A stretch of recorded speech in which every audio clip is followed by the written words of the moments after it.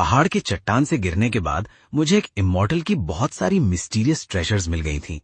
बस अगर मैंने पूरी तरह कल्टीवेट कर लूं तो मैं एसेंशन करके एक इमॉर्टल बन सकता था।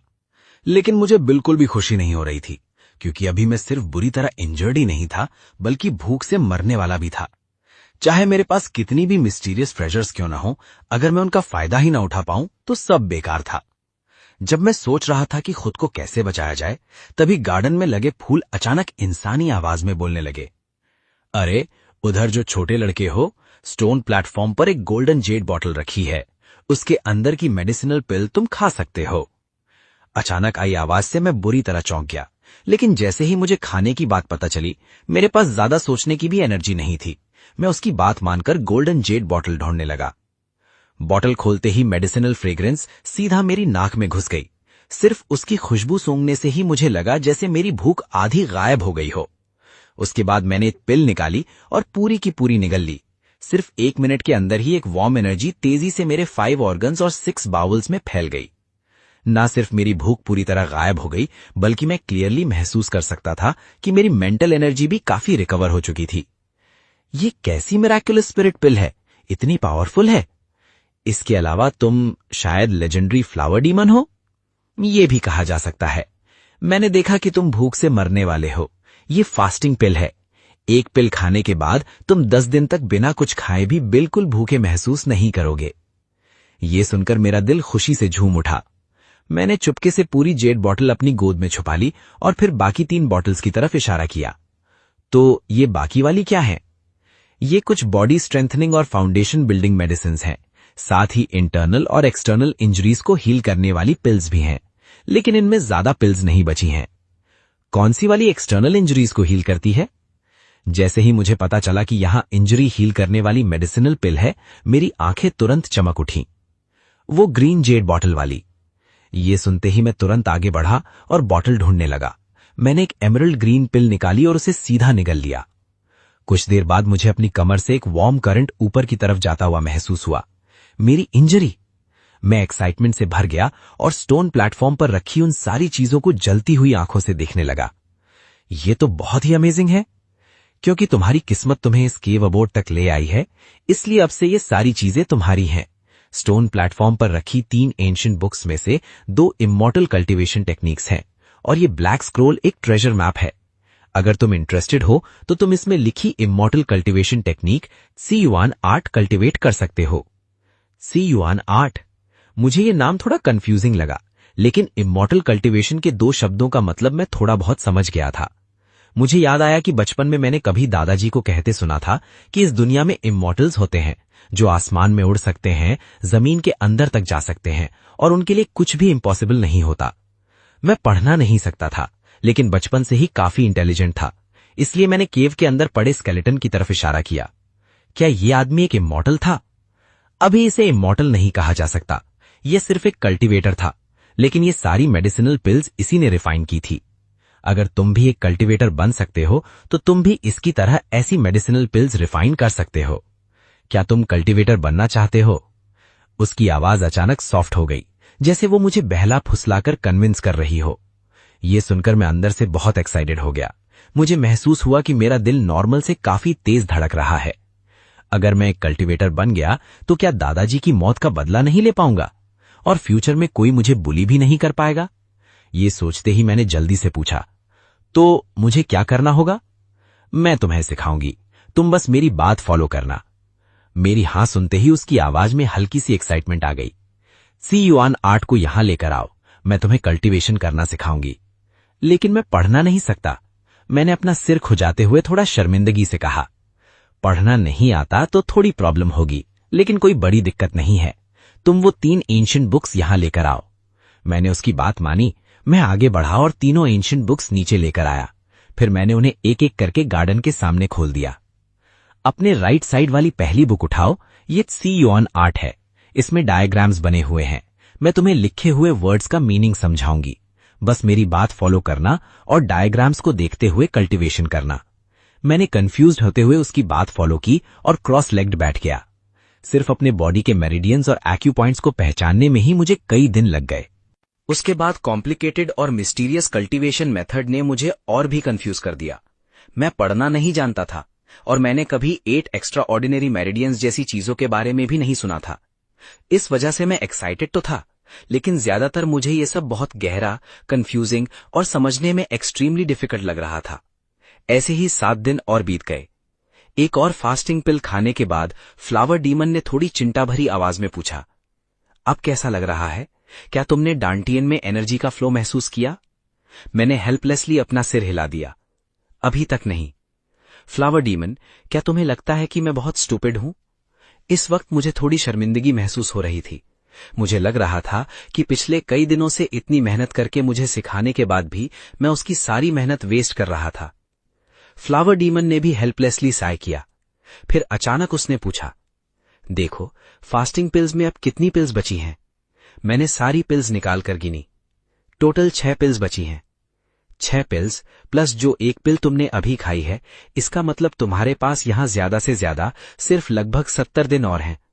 लगता है तुम्हारी एप्टीट्यूड को देखते हुए सिर्फ 2.5 महीने में त्सुयोन आर्ट की फर्स्ट लेवल कंप्लीट करके ची रिफाइनिंग स्टेज के फर्स्ट लेवल में एंटर करना थोड़ा मुश्किल है। ऐसा लग रहा था कि उसे फाइनली समझ आ गया था कि मेरी कल्टीवेशन एप्टीट्यूड कुछ खास अच्छी नहीं थी। उसकी आवाज में हल्की सी इम्पेशंस भी आ गई। मैंने कुछ नहीं कहा।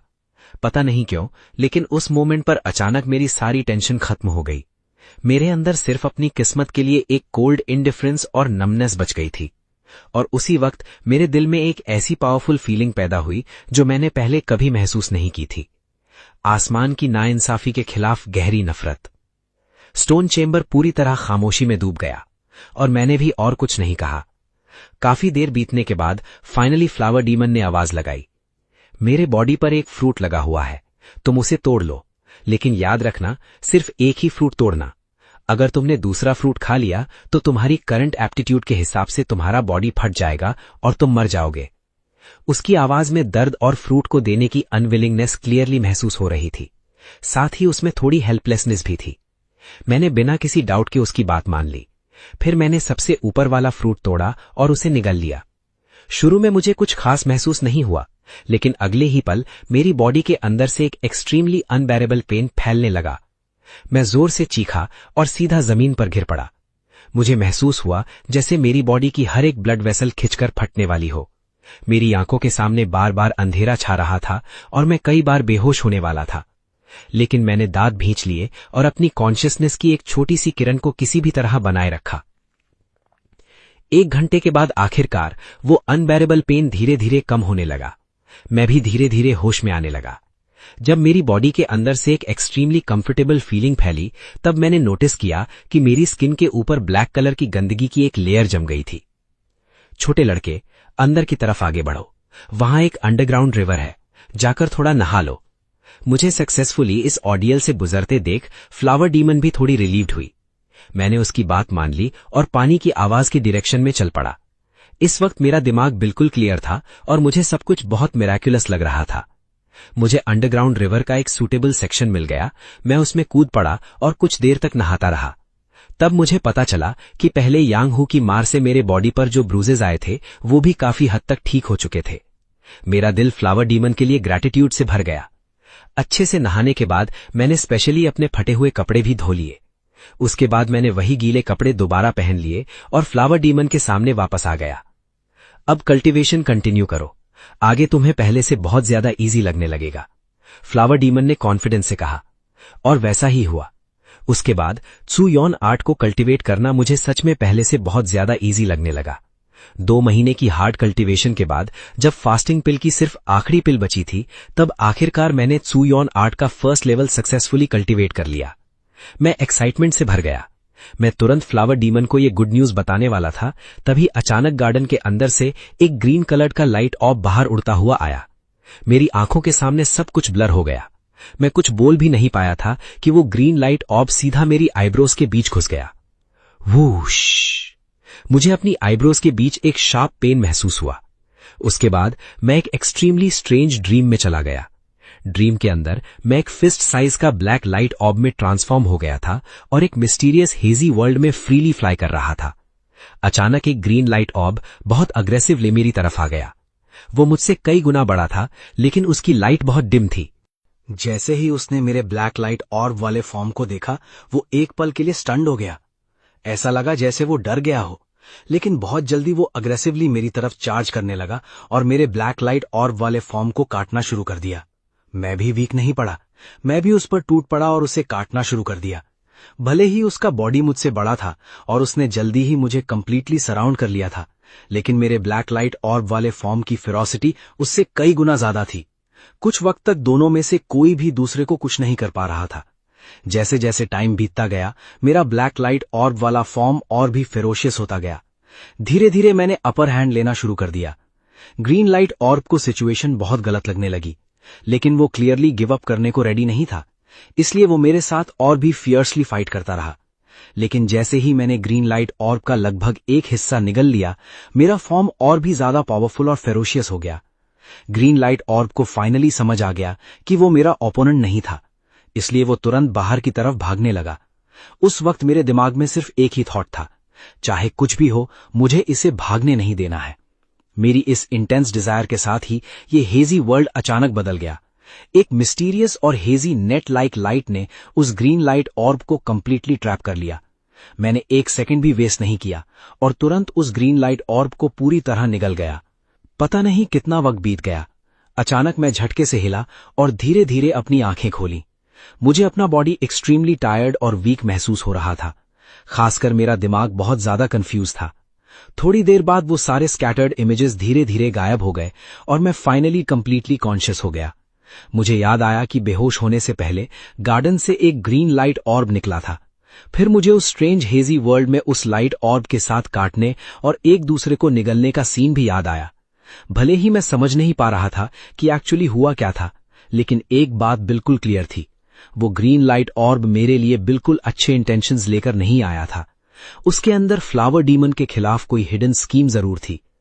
मैंने धीरे से उसे बुलाया, लेकिन आधा दिन बीत गया और कोई जवाब नहीं आया। मेरा दिल अचानक ठंडा पड़ गया। मैं जल्दी से गार्डन की तरफ देखा। तब मुझे पता चला कि वो फ्लावर कब का मुरझा चुका था। बाकी बचे हुए 6 ब्लैक फ्रूट्स भी पूरी तरह सूख चुके थे। अब उनमें सिर्फ ड्राई शेल्स बचे थे और वो 7 लीव्स भी पीले पड़कर जमीन पर गिर चुके थे। अब उनमें जरा सा भी रंग नहीं बचा था। लेकिन आधा दिन बीतने के बाद भी कोई जवाब नहीं आया। मैं अचानक खड़ा हो गया और गुस्से में जोर से चिल्लाया, फ्लावर डीमन, फ्लावर डीमन। लेकिन इस स्टोन चेम्बर में अब फ्लावर डीमन की आवाज नहीं थी और अब मैं अंदाजा भी लगा चुका था कि वो ग्रीन लाइट ऑर्ब ज्यादा चांसेस हैं कि खुद फ्लावर डीमन ही था। इस वक्त मुझे अंदर से बहुत कंफ्यूजन हो रही थी, हत्ता कि थोड़ा डर भी लग रहा था, लेकिन सबसे ज्यादा मेरे अंदर गुस्सा था। आखिर ये सब क्यों हुआ? मैं उसके लिए ग्रैटिट्यूड और ट्रस्ट से भरा हुआ था, लेकिन आखिर में उसने मुझे बार बार धोखा दिया। वो हमेशा मुझे डिसीव करती रही और मुझे नुकसान पहुंचाना चाहती थी। मैं स्टोन चेयर पर ब्लैंक होकर बैठ गया और काफी देर तक चुपचाप सोचता रहा। काफी देर बाद मैं फाइनली खड़ा हुआ। मेरी आंखें अब बिल्कुल कोल्ड हो चुकी थी। मैंने दोबारा पूरे स्टोन चेम्बर को बहुत केयरफुली सर्च करना शुरू कर दिया। साथ ही मेरे दिमाग में एक सवाल भी चल रहा था। भले ही मैंने ज़्युआन आर्ट का फर्स्ट लेवल सक्सेसफुली कल्टीवेट कर लिया था, लेकिन मेरे डैंटियन में एक अननोन स्ट्रीम ऑफ एनर्जी के अलावा कुछ खास चेंज नहीं हुआ था। मेरी फिजिकल स्ट्रेंथ भी क्लियरली इंक्रीज नहीं हुई थी। तो क्या अब मुझे एक कल्टीवेटर माना जा सकता था? अफसोस की बात यह थी कि मुझे पढ़ना ही नहीं आता था और अब फ्लावर डीमन भी मर चुकी थी, इसलिए मैं आगे कल्टीवेशन कंटिन्यू भी नहीं कर सकता था। केव से बाहर निकलने के बाद चाहे कुछ भी हो, मुझे सबसे पहले पढ़ना सीखना होगा। इसके बाद मैं अनजाने में उस ड्राई और मुरझाए हुए फ्लावर के सामने आ गया। जैसे ही मैंने अपना हाथ उस स्केलेटन पर रखा, वो तुरंत डस्ट में बदलकर हवा में बिखर कर गायब हो गया। जहां वो बैठा हुआ था वहां एक हिडन कंपार्टमेंट नजर आया। उसके अंदर एक फ्लैट शेप्ड व्हाइट जेड और एक हाथ जितना बड़ा स्क्वायर बॉक्स रखा हुआ था। मैंने व्हाइट जेड को हाथ में उठाया, लेकिन आधे दिन तक एग्जामिन करने के बाद भी मुझे समझ नहीं आया कि आखिर ये चीज थी क्या। उसके बाद मैंने स्क्वायर बॉक्स खोला। अंदर बहुत सारी एम्ब्रॉयडरी नीडल्स जैसी चीजें रखी हुई थी, लेकिन ध्यान से देखने पर लगा कि ये नॉर्मल एम्ब्रॉयडरी नीडल्स नहीं थी। ये नीडल्स से काफी मोटी थी और इनके बॉडी पर मिस्टीरियस लाइट भी चमक रही थी। मैंने पूरे चेम्बर को कुछ और बार केयरफुली सर्च किया, लेकिन मुझे और कुछ नहीं मिला, इसलिए मैंने सारी चीजें दोबारा पैक कर ली। आखिर में मैंने उस ड्राई और मुरझाए हुए फ्लावर को एक बार फिर देखा। सबसे पहले मैं कोलैप्स्ड केव एंट्रेंस के पास गया, लेकिन मुझे वहां से ऊपर जाने का कोई रास्ता नहीं मिला। मजबूरन मैं दोबारा स्टोन चिम्बर में लौट आया और अंडरग्राउंड रिवर को फॉलो करते हुए नीचे की तरफ चल पड़ा। पहले फ्लावर डीमन ने वेग तरीके से मेंशन किया था कि ये अंडरग्राउंड रिवर एक कैनियन की तरफ जाती है, शायद इसी रास्ते से बाहर निकलने का कोई वे मिल सकता था। और काफी स्ट्रगल्स के बाद मैं फाइनली माउंटेन से बाहर निकल आया। सामने बिल्कुल क्लियर ब्लू स्काई था, आसमान पर एक भी क्लाउड नहीं था। उस मोमेंट के लिए मुझे समझ ही नहीं आ रहा था कि मुझे अब जाना कहां है। मेरा पहला प्लान था कि मैं सीधा टाउन जाकर पढ़ना सीखूं। फिलहाल मैं यांग विलेज वापस नहीं जाना चाहता था, लेकिन फिर मैंने अपने साथ रखी हुई उन मिस्टीरियस चीजों के बारे में सोचा। अगर किसी बैड पर्सन को इनके बारे में पता चल गया तो बहुत बड़ी प्रॉब्लम हो सकती थी। ऊपर से मेरे पास एक भी पैसा नहीं था, टाउन जाकर भी मैं बिल्कुल खाली हाथ होता। लेकिन अगर मैं यांग विलेज वापस जाता तो मैं 2 महीने से भी ज्यादा टाइम से मिसिंग था। इससे डेफिनेटली लोगों को मुझ पर डाउट होता। खासकर यांग हू तो जरूर मुझसे बार बार पूछता कि मैं इतने दिन कहां था। अगर मुझे पढ़ना आता होता तो मैं कहीं नहीं जाता। मैं इसी माउंटेन में सीक्रेटली कल्टीवेशन करता रहता जब तक मेरे पास दादाजी की मौत का बदला लेने की इनफ पावर ना आ जाती। लेकिन बार बार सोचने के बाद मैंने डिसाइड किया कि पहले यांग विलेज वापस जाना ही बेटर होगा। आखिर फेमिलियर जगह कंपैरेटिवली सेफर होती है। रात होने का वेट करके मैंने चुपके से अपना बैग एक सुनसान जगह पर, जहां किसी की नजर ना पड़े, जमीन में दबा दिया। उसके बाद मैं अकेला विलेज की तरफ लौट गया। मैं अभी अपने पुराने टूटे फूटे मड हाउस के पास भी नहीं पहुंचा था कि यांग हू के घर का डॉग जोर जोर से भौंकने लगा। कौन है? यांग हू ने आवाज सुनते ही दरवाजा खोला और हाथ में एक वॉकिंग स्टिक लेकर बाहर आ गया। मैं हूं, मैंने कोल्डली जवाब दिया। मेरी आवाज सुनते ही यांग हू पहले एक पल के लिए स्टन रह गया, लेकिन अगले ही सेकंड उसके चेहरे पर एक अजीब सी हैरानी आ गई। तू अभी भी जिंदा है? छोटे लड़के, तू अभी भी जिंदा है? मैं तो समझ रहा था कि तू बाहर ही मर गया होगा। उसकी आवाज बिल्कुल इंडिफरेंट थी। उसकी आंखों में मेरी वैल्यू शायद उसके गेट पर खड़े डॉग से भी कम थी। मैंने भी उससे एक और वर्ड बोलना जरूरी नहीं समझा। मैं सीधा उस टूटे फूटे मड हाउस के अंदर गया और बेड पर लेटकर गहरी नींद में सो गया। यांग हू की आंखों में गुस्से की चिंगारी चमक उठी, लेकिन मेरे लिए उसका एटीट्यूड हमेशा से ऐसा ही रहा था। चाहे वो मुझे रोज मारे या गाली दे, मैंने कभी उसके सामने अपना एटीट्यूड चेंज नहीं किया। जिंदा है तो अच्छा ही है, इस बार तो मैं और भी ज्यादा प्रॉफिट कमा सकता हूं। यांग हू ने कोल्डली स्नॉट किया और घर के अंदर चला गया। विलेज वापस आने के बाद कई दिन तक मैं बिल्कुल पहले की तरह बिहेव करता रहा। मैंने किसी को भी अपने अंदर आए किसी चेंज का जरा सा भी हिंट नहीं दिया। लेकिन एक रात मैंने चुपके से अपना बैग वापस लाकर उस मड हाउस के अंदर छिपा दिया। अजीब बात यह थी कि मेरे वापस आने के बाद यांग हू ने पहली बार हर दिन मेरे लिए खाना लाना शुरू कर दिया। 5वें दिन जैसे ही मैं सुबह उठकर मड हाउस से बाहर निकला, मैंने एक अनफेमिलियर आदमी को देखा। वो आदमी बहुत फियर्स और इंटिमिडेटिंग लग रहा था। मुझे बाहर आते देखते ही यांग हू के मोटे चेहरे पर एक स्माइल आ गई। शाओ यांग, इधर आओ। ये सुनकर मेरी आईलिड्स हल्की सी ट्विच हुई, लेकिन फिर भी मैं बिल्कुल काम रहा और कोर्टयार्ड के अंदर चला गया। वो फियर्स लुकिंग हैवी बिल्ट आदमी मुझे ध्यान से सर से पैर तक कई बार देखने लगा। फिर उसने यांग हू से कहा, यांग हू, ये लड़का बहुत पतला है, क्या ये काम के लायक है? त्रांगहान को देखकर लग रहा था कि वो खुश नहीं है, इसलिए यांग हू तुरंत उसकी चापलूसी करते हुए समझाने लगा। झाओ साहब, ये लड़का थोड़ा पतला जरूर है, लेकिन इसकी बोन्स काफी स्ट्रांग है और इसमें थोड़ी स्ट्रेंथ भी है। अच्छा, अगर इसमें स्ट्रेंथ है तो मैं इसे ले जाता हूं। ये कहकर त्रांगहान ने मेरी तरफ उंगली की। मैं कंफ्यूज्ड होकर वहीं खड़ा रहा और बिल्कुल नहीं हिला। यांग हू ने यह देखा तो अपनी जेब से एक पेपर निकाला जिस पर कुछ लिखा हुआ था।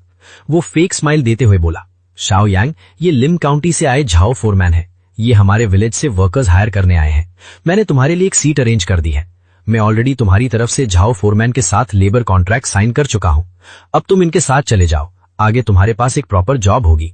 इस तरह मैं तुम्हारे मरे हुए ग्रैंडफादर के सामने भी अपना फर्ज निभा दूंगा। ये सुनते ही मेरा मन हुआ कि मैं उसके पास जाकर उसे 2 थप्पड़ मार दूं। ये यांग हू अच्छी तरह जानता था कि मुझे पढ़ना नहीं आता। चाहे वो पेपर पर कुछ भी लिख दे, मैं खुद तो पढ़ ही नहीं सकता था। और सबसे ज्यादा गुस्सा इस बात का था कि इसी आदमी ने मेरे ग्रैंडफादर को मरवाया था, फिर भी हर वक्त ऐसे बिहेव करता था जैसे वो बिल्कुल इनोसेंट और शरीफ आदमी हो। वो देखकर ही मुझे घिन आती थी। उसके बाद मैंने झांगहान की तरफ देखा। जाओ फोरमैन, क्या मैं पूछ सकता हूं कि इस पेपर पर आखिर लिखा क्या है? झांगहान ने यांग हू की तरफ एक नजर देखी और फिर कोल्डली बोला, ये वाकई एक लेबर कॉन्ट्रैक्ट है जिसे यांग हू ने तुम्हारी तरफ से साइन किया है। कॉन्ट्रैक्ट में लिखा है कि तुम मेरे शिंगसान माइन में जाकर ओर माइनिंग करोगे। तुम्हें हर महीने 2 लियांग सिल्वर मिलेगा। 3 साल तक काम करने के बाद तुम वहां से जा सकते हो। माइनिंग? मैंने इसके बारे में पहले सुना था, जब मेरे ग्रैंडफादर जिंदा थे तब भी पिछले कई सालों से मैं सुनता आ रहा था कि माइन के लोग विलेज में वर्कर्स हायर करने आते हैं। कुछ लोग माइनिंग करके अच्छा पैसा कमाकर विलेज वापस आए थे, शादी की थी और फिर कंफर्टेबल लाइफ जी रहे थे। अगर मैं भी कुछ टाइम माइनिंग करके सिल्वर कमा लूं तो मेरे लिए पढ़ना सीखना काफी इजी हो जाएगा। लेकिन मेरे अंदर से मैं यांग हू की बातों पर बिल्कुल ट्रस्ट नहीं कर सकता था। इसलिए जाओ फोरमैन ने दोबारा सब कुछ एक्सप्लेन किया, तब जाकर मुझे थोड़ा यकीन हुआ। मेरे पास वैसे भी पैक करने के लिए कुछ खास नहीं था। मैंने बस कुछ pairs of rough cloth clothes pack किए। थोड़ी देर केयरफुली सोचने के बाद मैंने स्टोन चेंबर से मिली हुई सारी चीजें भी एक बैग में रख दी। उसके बाद मैं जाओ फोरमैन के साथ विलेज के बाहर एक मेन रोड पर आ गया। वहां रोड के साइड में एक हॉर्स कैरेज खड़ी थी। मैं कैरेज में चढ़ गया, लेकिन चढ़ते ही मैंने देखा कि कैरेज में पहले से ही 4 बच्चे बैठे हुए थे। वो भी बैम्बू फाइबर जैसे रफ कपड़े पहने हुए थे। उनके कपड़े भी मेरी तरह फटे पुराने थे। उन्हें देखकर ही समझ आ रहा था कि वो भी गरीब फैमिली से बिलोंग करते थे। कैरेज कई दिन तक ट्रैवल करती रही। आखिर हम पहाड़ों के अंदर बहुत गहराई में बनी एक माइन के एरिया में पहुंच गए। सब के सब नीचे उतरो, जल्दी करो। जाओ फोरमैन की आवाज गुस्से से गूंज उठी। जाओ फोरमैन, आप लोगों को क्यों मार रहे हैं? मार रहा हूं? मैं तुम लोगों को अपने रियल सिल्वर से खरीद कर लाया हूं। अब मैं तुम्हें मारूं या डांटूं, ये मेरी मर्जी है। अब तुम पांचों मेरे माइंड स्लेव्स हो। अगर तुम मेरी बात प्रॉपरली नहीं मानोगे और गलती से मार भी दिए गए तो तुम इसी के लायक थे। इसी वक्त उनमें से एक छोटा बच्चा रोने लगा और माइन एरिया से बाहर भागने की कोशिश की। अचानक एक ह्यूज आदमी सामने आया और उसने एक जोर की किक मारी। बच्चा सीधा पत्थरों वाली जमीन पर जा गिरा। उसका बॉडी 2-3 बार वायलेंटली ट्विच हुआ और उसके मुंह के कोने से ब्लैक ब्लड निकलने लगा। पता नहीं वो जिंदा था या मर गया। बाकी बच्चों के फेसेस एकदम पेल पड़ गए। सब वहीं फ्रोजन खड़े रह गए। मेरी आंखों में कोल्ड ग्लिंट चमका। मैंने अननोइंगली अपनी फिस्ट टाइट कर ली। अब मुझे समझ आ चुका था कि यांग हू ने मुझे माइंड स्लेव के रूप में बेच दिया था। मेरे चेस्ट के अंदर गुस्से की एक वायलेंट फ्लेम भड़क उठी। लेकिन मेरे सामने का ब्रूटल सीन मुझे बार बार याद दिला रहा था कि मुझे बिल्कुल भी इंपल्सिव नहीं होना है। फिलहाल मुझे अपनी रियल फीलिंग्स को हाइड करना होगा। उसके बाद उस बच्चे को घसीटकर वहां से ले जाया गया और मुझे और बाकी 3 बच्चों को एक छोटे से वुडन हाउस में ले जाया गया। वुडन हाउस के अंदर सिर्फ 5 वुडन बेड्स थे। इसके अलावा वहां कुछ भी नहीं था। हॉर्स कैरेज के पूरे रास्ते के झटकों से हम सब बहुत थक गए थे। ऊपर से अभी जो टेरिफाइंग सीन देखा था उसकी वजह से बाकी 3 बच्चे भी बहुत जल्दी बेड्स पर सो गए। मैं भी बेड पर लेट गया। मैंने दोनों हाथ अपने हेड के पीछे रखे, लेकिन चाहे जितनी कोशिश की मुझे नींद नहीं आ रही थी। आखिर मैं उठकर क्रॉस लेगेड बैठ गया और एक बार फिर से तिजुआन आर्ट की फर्स्ट लेवल की कल्टीवेशन करने लगा। बहुत जल्दी मेरे पूरे बॉडी में एक रिफ्रेशिंग फीलिंग स्प्रेड हो गई। मेरी सारी टायर्डनेस भी धीरे धीरे डिसअपियर हो गई। मैं वीगली फील कर सकता था कि मेरे बॉडी के अंदर वो मिस्टीरियस स्ट्रीम ऑफ एनर्जी जैसे थोड़ी और पावरफुल हो गई थी। बस प्रॉब्लम ये थी कि मुझे अभी तक समझ नहीं आ रहा था कि ये मिस्टीरियस एनर्जी एक्चुअली काम किस चीज के लिए है। मैं इसी बारे में सोच रहा था कि तभी वुडन हाउस का डोर खुल गया।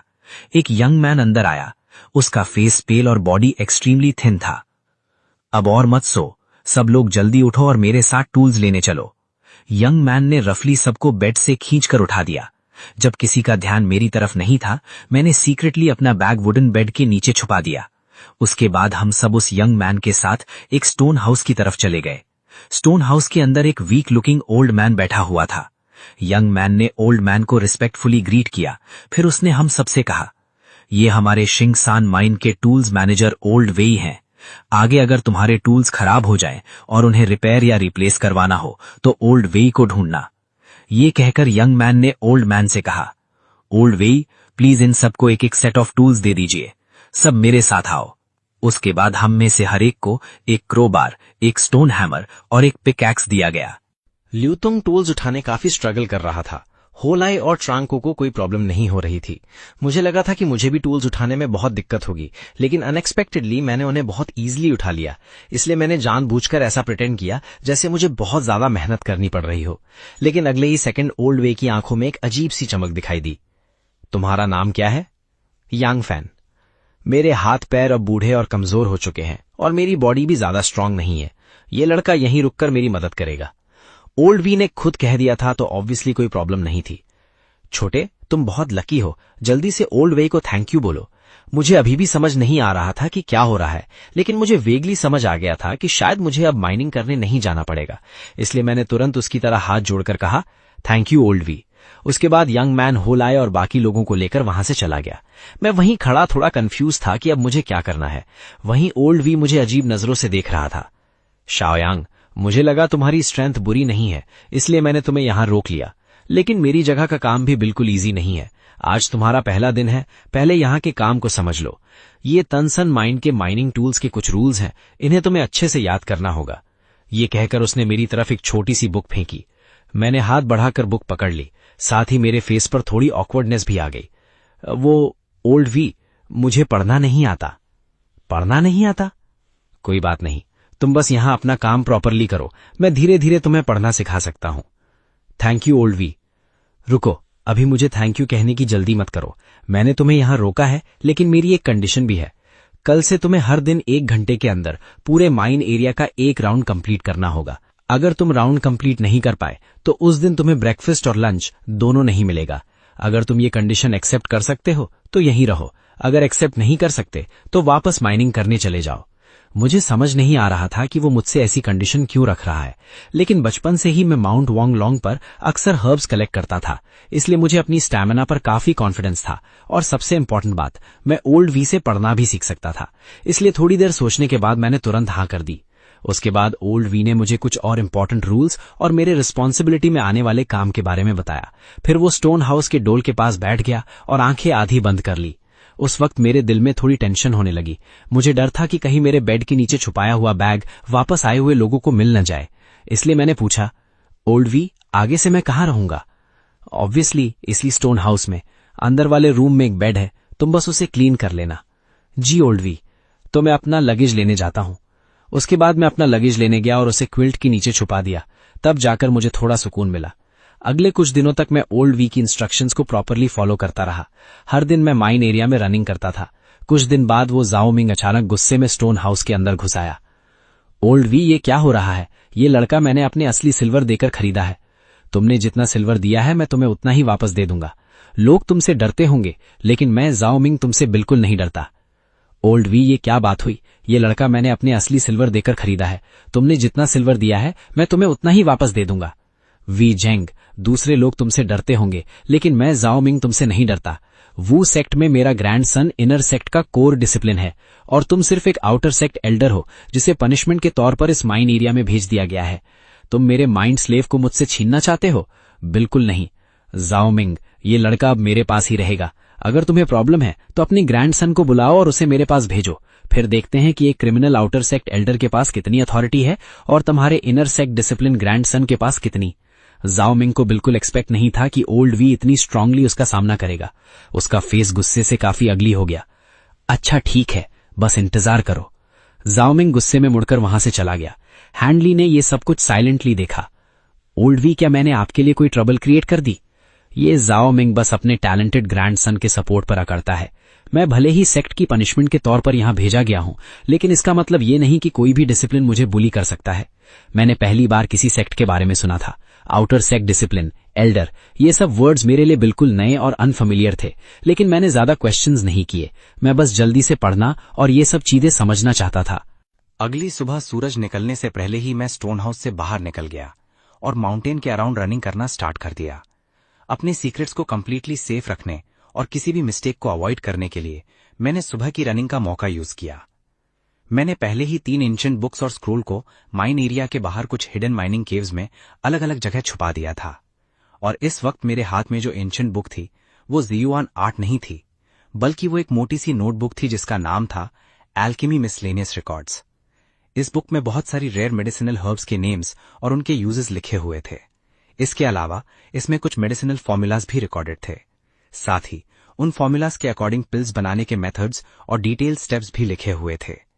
इसके अलावा बुक में कुछ इन्फॉर्मेशन हेवन एंड अर्थ की स्पिरिचुअल फ्लेम्स और कल्टिवेटर्स की ट्रू फ्लेम्स के एडवांटेजेस और डिसएडवांटेजेस के बारे में भी थी। अफसोस की बात यह थी कि अभी मुझे बहुत लिमिटेड वर्ड्स ही आते थे, इसलिए मैं इसे कंप्लीटली समझ नहीं पा रहा था। लेकिन इतना जरूर समझ गया था कि जो कुछ मेडिसिन बॉटल्स मुझे मिली थी उनके नाम और इफेक्ट्स क्या थे। मैंने एल्केमी मिसलेनियस रिकॉर्ड्स को कुछ देर बहुत सीरियसली पढ़ा। बहुत जल्दी मैं एक और अबैंडन माइनिंग केव पर पहुंच गया। यहीं मैंने एक और कल्टीवेशन टेक्निक छुपा रखी थी। उसका नाम था heaven and earth chaos art. ये जियोआन आर्ट की कल्टीवेशन मेथड से बिल्कुल अलग थी। अभी तक जितना मैं पढ़ना सीखा था उसके अकॉर्डिंग मुझे लगा कि ये टेक्निक स्पेशली बॉडी की स्ट्रेंथ और फिजिकल टफनेस को कल्टीवेट करने के लिए थी। मैंने कल्टीवेशन टेक्निक को हाथ में लिया और पढ़ना शुरू किया। मैं बहुत स्लोली पढ़ रहा था, ऑलमोस्ट एक एक वर्ड करके, और हर लाइन को केयरफुली समझने की कोशिश कर रहा था। बहुत जल्दी मैं इस मिस्टीरियस और प्रोफाउंड कल्टीवेशन टेक्निक में कंप्लीटली डूब गया। पता ही नहीं चला कि कब मैं क्रॉस लेगेड बैठ गया और आंखें बंद करके कल्टीवेशन करने लगा। जब मैंने दोबारा आंखें खोली तो मैं एकदम शॉक हो गया। मैंने जल्दी से कल्टीवेशन टेक्निक को छुपाया और तेजी से स्टोन हाउस की तरफ भाग गया। जब मैं स्टोन हाउस वापस पहुंचा, ओल्ड वी के फेस पर क्लियरली थोड़ी नाराजगी थी। इस बार तुमने बहुत ज्यादा टाइम लगा दिया, आगे से ऐसा दोबारा नहीं होना चाहिए। जी, ये कहकर मैं मुड़ गया और टूल्स को रिपेयर और अरेंज करने लगा। लेकिन आधा काम ही हुआ था कि ओल्ड वी ने अचानक मुझे रोक दिया। शाओयांग, तुम्हें क्या लगता है पिछले आधे साल से मैंने तुम्हारे साथ कैसा बिहेव किया है? ओल्ड वी, आपने मेरे साथ ऑब्वियसली बहुत अच्छा बिहेव किया है। तुम्हारे मन में जरूर ये क्वेश्चन होगा कि पिछले आधे साल से मैं तुम्हें रोज माउंटेन के अराउंड रनिंग क्यों करवाता रहा, है ना? जी, मुझे थोड़ा डाउट तो था। शाओयांग, फिर मैं सीधा तुम्हें सच बता देता हूं। मैंने तुम्हें यहां अपनी हेल्प के लिए रोका और तुम्हें पूरे आधे साल माउंटेन के अराउंड रनिंग करवाई ताकि तुम्हारी फिजिकल स्ट्रेंथ इंप्रूव हो। ये सब इसलिए था क्योंकि मैं चाहता था कि तुम मेरे मेडिसिन टेस्टिंग असिस्टेंट बनो। Medicine testing assistant? बिल्कुल। मैं वू सेक्ट का आउटर सेक्ट का पॉइजन हॉल एल्डर हुआ करता था, लेकिन एक एंटीडोट फॉर्मूला डेवलप करते वक्त मुझसे गलती हो गई। उस फॉर्मूला में कुछ फ्लॉज रह गए, जिसकी वजह से वू सेक्ट की यंग मिस को पॉइजन लगने के बाद उसका फेस परमानेंटली डिसफिगर हो गया। सेक्ट मास्टर ने मुझे इस क्राइम के लिए डेथ सेंटेंस देने का फैसला किया। फॉर्चुनेटली यंग मिस का नेचर बहुत काइंड था, उसने मेरी जान बख्श दी। उसके बाद मुझे पनिशमेंट के तौर पर यहां तनसन माइन में एग्जाइल कर दिया गया ताकि मैं यहीं रहकर अपने क्राइम्स का रिपेंटेंस कर सकूं। मैं पिछले कुछ सालों से कंटिन्यूसली रिसर्च कर रहा हूं, होपिंग कि मैं इस एंटीडोट फॉर्मूला को कंप्लीट कर सकूं। पिछले कुछ दिनों से मुझे लग रहा है कि ये फॉर्मूला ऑलमोस्ट कंप्लीट हो चुका है, लेकिन मैं एक क्रिमिनल हूं और तनसन माइन से बाहर नहीं जा सकता, इसलिए मुझे तुम जैसे माइनर्स में से ही किसी को मेडिसिन टेस्ट करने के लिए चूज करना पड़ेगा। आपका मतलब है कि आप मुझे पॉइजन देंगे और फिर अपने बनाए हुए एंटीडोट से मुझे ट्रीट करेंगे? बेसिकली हां, लेकिन मेडिसिन टेस्टिंग के लिए मैं तुम्हें डायरेक्टली पॉइजन नहीं पिलाऊंगा। इस बात के बजाय तुम्हें एक पॉइजनस लिक्विड में सोक करना होगा। मैं पॉइजन और एंटीडोट की क्वांटिटी केयरफुली कंट्रोल करूंगा और फिर पॉइजन के इफेक्ट्स में होने वाले चेंजेस को ऑब्जर्व करूंगा। डोंट वरी, डेफिनेटली अगर तुम अग्री करते हो तो मैं तुम्हें वू सेक्ट में एंटर करने का तरीका ढूंढूंगा और तुम्हें डायरेक्टली इनर सेक्ट में ले जाने की कोशिश करूंगा। अगर तुम नहीं चाहते तो तुम अभी यहां से जा सकते हो और वापस माइंड में काम कर सकते हो, लेकिन जाओमिंग बहुत पॉसिबल है कि अपना गुस्सा तुम पर निकाले। ये सुनते ही मुझे तुरंत समझ आ गया कि ओल्ड वी का मेरे साथ अच्छा बिहेव करने के पीछे कोई जेन्युइन रीजन नहीं था। इस दुनिया में मेरे ग्रैंडफादर के अलावा कोई भी इंसान बिना किसी रीजन के मेरे साथ अच्छा बिहेव नहीं करता था। थोड़ी देर सोचने के बाद मैंने ओल्ड वे की कंडीशन एक्सेप्ट कर ली, लेकिन मैंने भी 2 कंडीशंस रखी। पहली, पॉइजनस लिक्विड में सोक करने का एक्सपेरिमेंट इसी जगह पर होना चाहिए। दूसरी, मैं चाहता था कि ओल्ड वे मुझे मार्शल आर्ट्स भी सिखाए। मेरी कंडीशन सुनकर ओल्ड वे के फेस पर एक पल के लिए सरप्राइज दिखा, लेकिन आखिर में उसने दोनों कंडीशंस एक्सेप्ट कर ली। उसके बाद ओल्ड वे एक बड़ा वुडन टब लेकर आया। उसने उसमें नॉर्मल पानी भरा, फिर एक मेडिसिन बैग निकाला और उसमें पॉइजन डालना शुरू किया। बहुत जल्दी वो साफ पानी ग्रीन कलर में बदल गया। उसमें से एक एक्सट्रीमली स्ट्रांग और इरिटेटिंग स्मेल भी निकलने लगी। मैं बिल्कुल एक्सप्रेशनलेस रहा। मैंने अपने क्लोथ्स उतारे और टब के अंदर बैठ गया। मेरे पूरे बॉडी में तुरंत शार्प पेन होने लगा। कुछ ही देर में वो पेन अनबेरेबल इचिंग में बदल गया। मेरे फेस पर भी ब्लैक ऑरा दिखने लगा। ओल्ड वे मेरे पास खड़ा होकर मेरे फेस में हो रहे चेंजेस को ऑब्जर्व कर रहा था। उसकी आंखों में एक स्ट्रेंज मैडनेस चमक रही थी। उसने फिर एक और बैग ऑफ पॉइजन निकाला और उसे टब में डाल दिया। साथ ही उसने एक पिल भी निकाली। ये एंटीडोट है, जल्दी से इसे खा लो। मैं एक पल के लिए हेजिटेट हुआ, लेकिन फिर मैंने पिल निकल ली। बहुत जल्दी मेरे फेस पर दिख रहा ब्लैक ऑरा कम होने लगा, लेकिन ज्यादा देर नहीं हुई थी कि वो ब्लैक ऑरा दोबारा और भी ज्यादा अपीयर होने लगा। ये देखकर ओल्ड वे की आंखों में अनविलिंगनेस और डिसअपॉइंटमेंट दिखाई दिया, जैसे वो थोड़ा हेल्पलेस हो गया हो। उठ जाओ, आज का मेडिसिन टेस्ट यहीं तक। ओल्ड वे, ये पॉइजनस लिक्विड मुझे दे दीजिए। थोड़ी देर बाद मैं इसे किसी अबैंडन्ड माइनिंग केव में जाकर डिस्पोज कर दूंगा। ठीक है, लेकिन इस पॉइजनस लिक्विड की टॉक्सिसिटी बहुत स्ट्रांग है। चाहे तुमने एंटीडोट ले लिया है, तुम्हारे बॉडी में अभी भी पॉइजन के इफेक्ट्स बचे हुए हैं, इसलिए तुम्हें एक्स्ट्रा केयरफुल रहना है। मैं ओल्ड वे के जाने का काफी देर तक वेट करता रहा। जब मुझे यकीन हो गया कि वो काफी दूर जा चुका है, तब मैंने दोबारा उस ग्रीन पॉइजनस लिक्विड की तरफ देखा। मैंने फिर से अपने क्लोथ्स उतारे और टब के अंदर बैठ गया। इसके तुरंत बाद मैंने heaven and earth chaos art को सर्कुलेट करना शुरू कर दिया। 1 घंटे बाद वुडन टब में भरा पॉइजनस लिक्विड दोबारा क्लियर वाटर में बदलने लगा। ओल्ड वे को इसका पता ना चले, इसलिए मैंने जानबूझकर अपने बॉडी में थोड़ा पॉइजन रहने दिया। उसके बाद मैंने क्लोथ्स पहने और अपने बॉडी में हो रहे चेंजेस को फील किया। मेरे दिल में बहुत एक्साइटमेंट थी। मैं क्लियरली फील कर सकता था कि मेरा बॉडी अब पहले के कंपैरिजन में थोड़ा चेंज हो चुका था। बाहर से देखने पर मेरा बॉडी अभी भी नॉर्मल और पतला ही था, लेकिन अंदर से मेरी फिजिकल टफनेस काफी इंप्रूव हो चुकी थी। इससे मैं एक बार फिर heaven and earth chaos art की मिस्टीरियस पावर से हैरान रह गया। अगले 2 महीने तक मैंने वही मेथड फॉलो किया। हर बार मेडिसिन टेस्टिंग के बाद बचे हुए पॉइजनस लिक्विड का सीक्रेटली यूज करके मैंने अपने बॉडी को और स्ट्रेंथन करना शुरू किया। इन 2 महीनों में ओल्ड वे भी मेरी कॉपरेशन से काफी सेटिस्फाइड था, इसलिए उसने मुझे कुछ बेसिक मार्शल आर्ट्स और पंचेस किक्स की टेक्निक सिखानी शुरू कर दी। यहां तक कि उसने मुझे एक पॉइजन टेक्निक भी सिखा दी। पता ही नहीं चला और मुझे तन सान माइंड में आए हुए पूरा 1 साल हो गया। इस 1 साल में मैंने सिर्फ मार्शल आर्ट्स ही नहीं सीखा, बल्कि पढ़ना लिखना भी सीख लिया। अब मैं जू युआन आर्ट और एल्केमी मिसलेनियस रिकॉर्ड्स को एक भी वर्ड मिस किए बिना कंप्लीटली पढ़ सकता था। लेकिन heaven and earth chaos art को मैं अभी भी कंप्लीटली समझ नहीं पाया था, और जू युआन आर्ट के साथ दी गई फाइनल स्पेल के बारे में भी मुझे अभी तक कोई क्लू नहीं मिला था। उसे सीखना जेन्युइनली बहुत डिफिकल्ट था, लेकिन अब मैं धीरे धीरे काम हो गया था। इस वक्त मैं बस उसमें दिए गए आइस एरो टेक्निक के कल्टीवेशन मेथड पर फोकस कर रहा था। Heaven and earth chaos art और जू युआन आर्ट को एक साथ कल्टीवेट करने की वजह से प्रोग्रेस बहुत स्लो हो रही थी। मैं क्लियरली फील कर सकता था कि अभी भी मैं ची रिफाइनिंग स्टेज के 3rd लेवल से बहुत दूर था। इसलिए मैंने जू युआन आर्ट की कल्टीवेशन को ज्यादा टाइम देना स्टार्ट कर दिया, क्योंकि जैसे ही मैं ची रिफाइनिंग स्टेज के 3rd लेवल तक पहुंच जाऊंगा, मैं 8 ट्रू पिल्स का यूज कर सकता हूं। रात काफी लेट हो चुकी थी। मैं सीक्रेटली एक अबैंडन्ड माइनिंग केव में गया। मेरे हाथ में एल्केमी मिसलेनियस रिकॉर्ड्स थी और मेरी आंखों में एक्साइटमेंट थी। अब मैं पूरी एल्केमी बुक को एक भी वर्ड मिस किए बिना पढ़ सकता था। और अब मुझे ये भी पता चल चुका था कि उस केव मैंशन में जो फ्लावर था, उसका नाम 9 लीफ डस्क सन फ्रूट था। और ये कल्टीवेशन वर्ल्ड में मेडिसिनल हर्ब से भी कहीं ज्यादा प्रेशियस एक इंसैनिटी ग्रेट स्पिरिचुअल प्लांट था। एक ऑर्डिनरी पर्सन अगर उसके सिर्फ कुछ लीव्स भी खा ले तो उसका बॉडी ट्रांसफॉर्मेशन हो सकता था, और कल्टीवेटर्स के लिए इसे खाने से न सिर्फ कल्टीवेशन इंप्रूव होती थी, बल्कि बॉडी की फिजिकल स्ट्रेंथ और टफनेस भी इंक्रीज होती थी। ये जानने के बाद मेरा मन तुरंत उस केव मैंशन में वापस जाने का करने लगा, क्योंकि रिकॉर्ड्स में क्लियरली लिखा था कि ये स्पिरिचुअल प्लांट अगर कंप्लीटली ड्राई भी हो जाए, जब तक उसकी लाइफ कंप्लीटली खत्म ना हुई हो, उसे दोबारा प्लांट किया जा सकता था। प्रॉपर नरिशमेंट देने पर वो दोबारा ग्रो होकर फ्लावर्स और फ्रूट्स दे सकता था। और मैं वैसे भी काफी पहले से तनसन माइंड से बाहर निकलना चाहता था, लेकिन कई बार ऑब्जर्व करने के बाद मुझे पता चला कि बाहर जाने का सिर्फ एक ही रास्ता था, वही रूट जिससे मैं यहां आया था। और उस एकमात्र एग्जिट पर वू सेक्ट के more than 10 powerful outer sect experts guard कर रहे थे।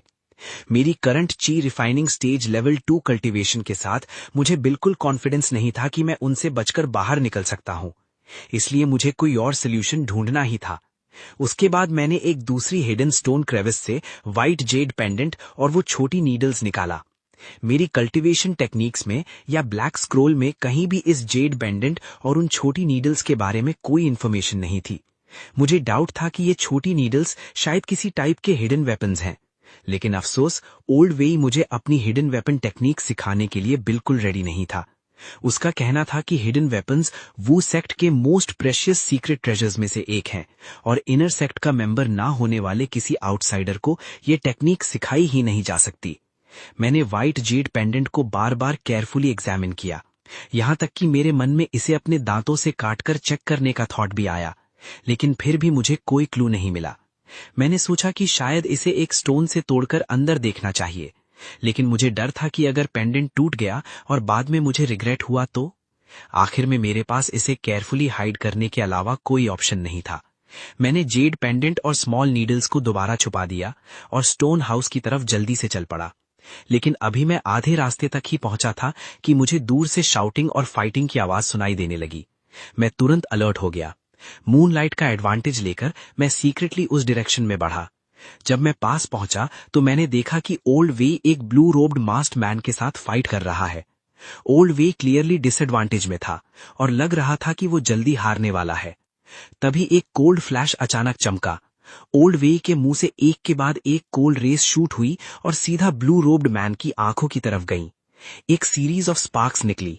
ब्लू रोब्ड मैन ने पता नहीं कब एक आयरन हुक निकाल लिया था और उसने ओल्ड वे के हिडन वेपन्स को ब्लॉक कर दिया। और तब मुझे शॉकिंगली रियलाइज हुआ कि मैं ओल्ड वे के अभी अभी किए गए हिडन वेपन अटैक को क्लियरली देख पा रहा था।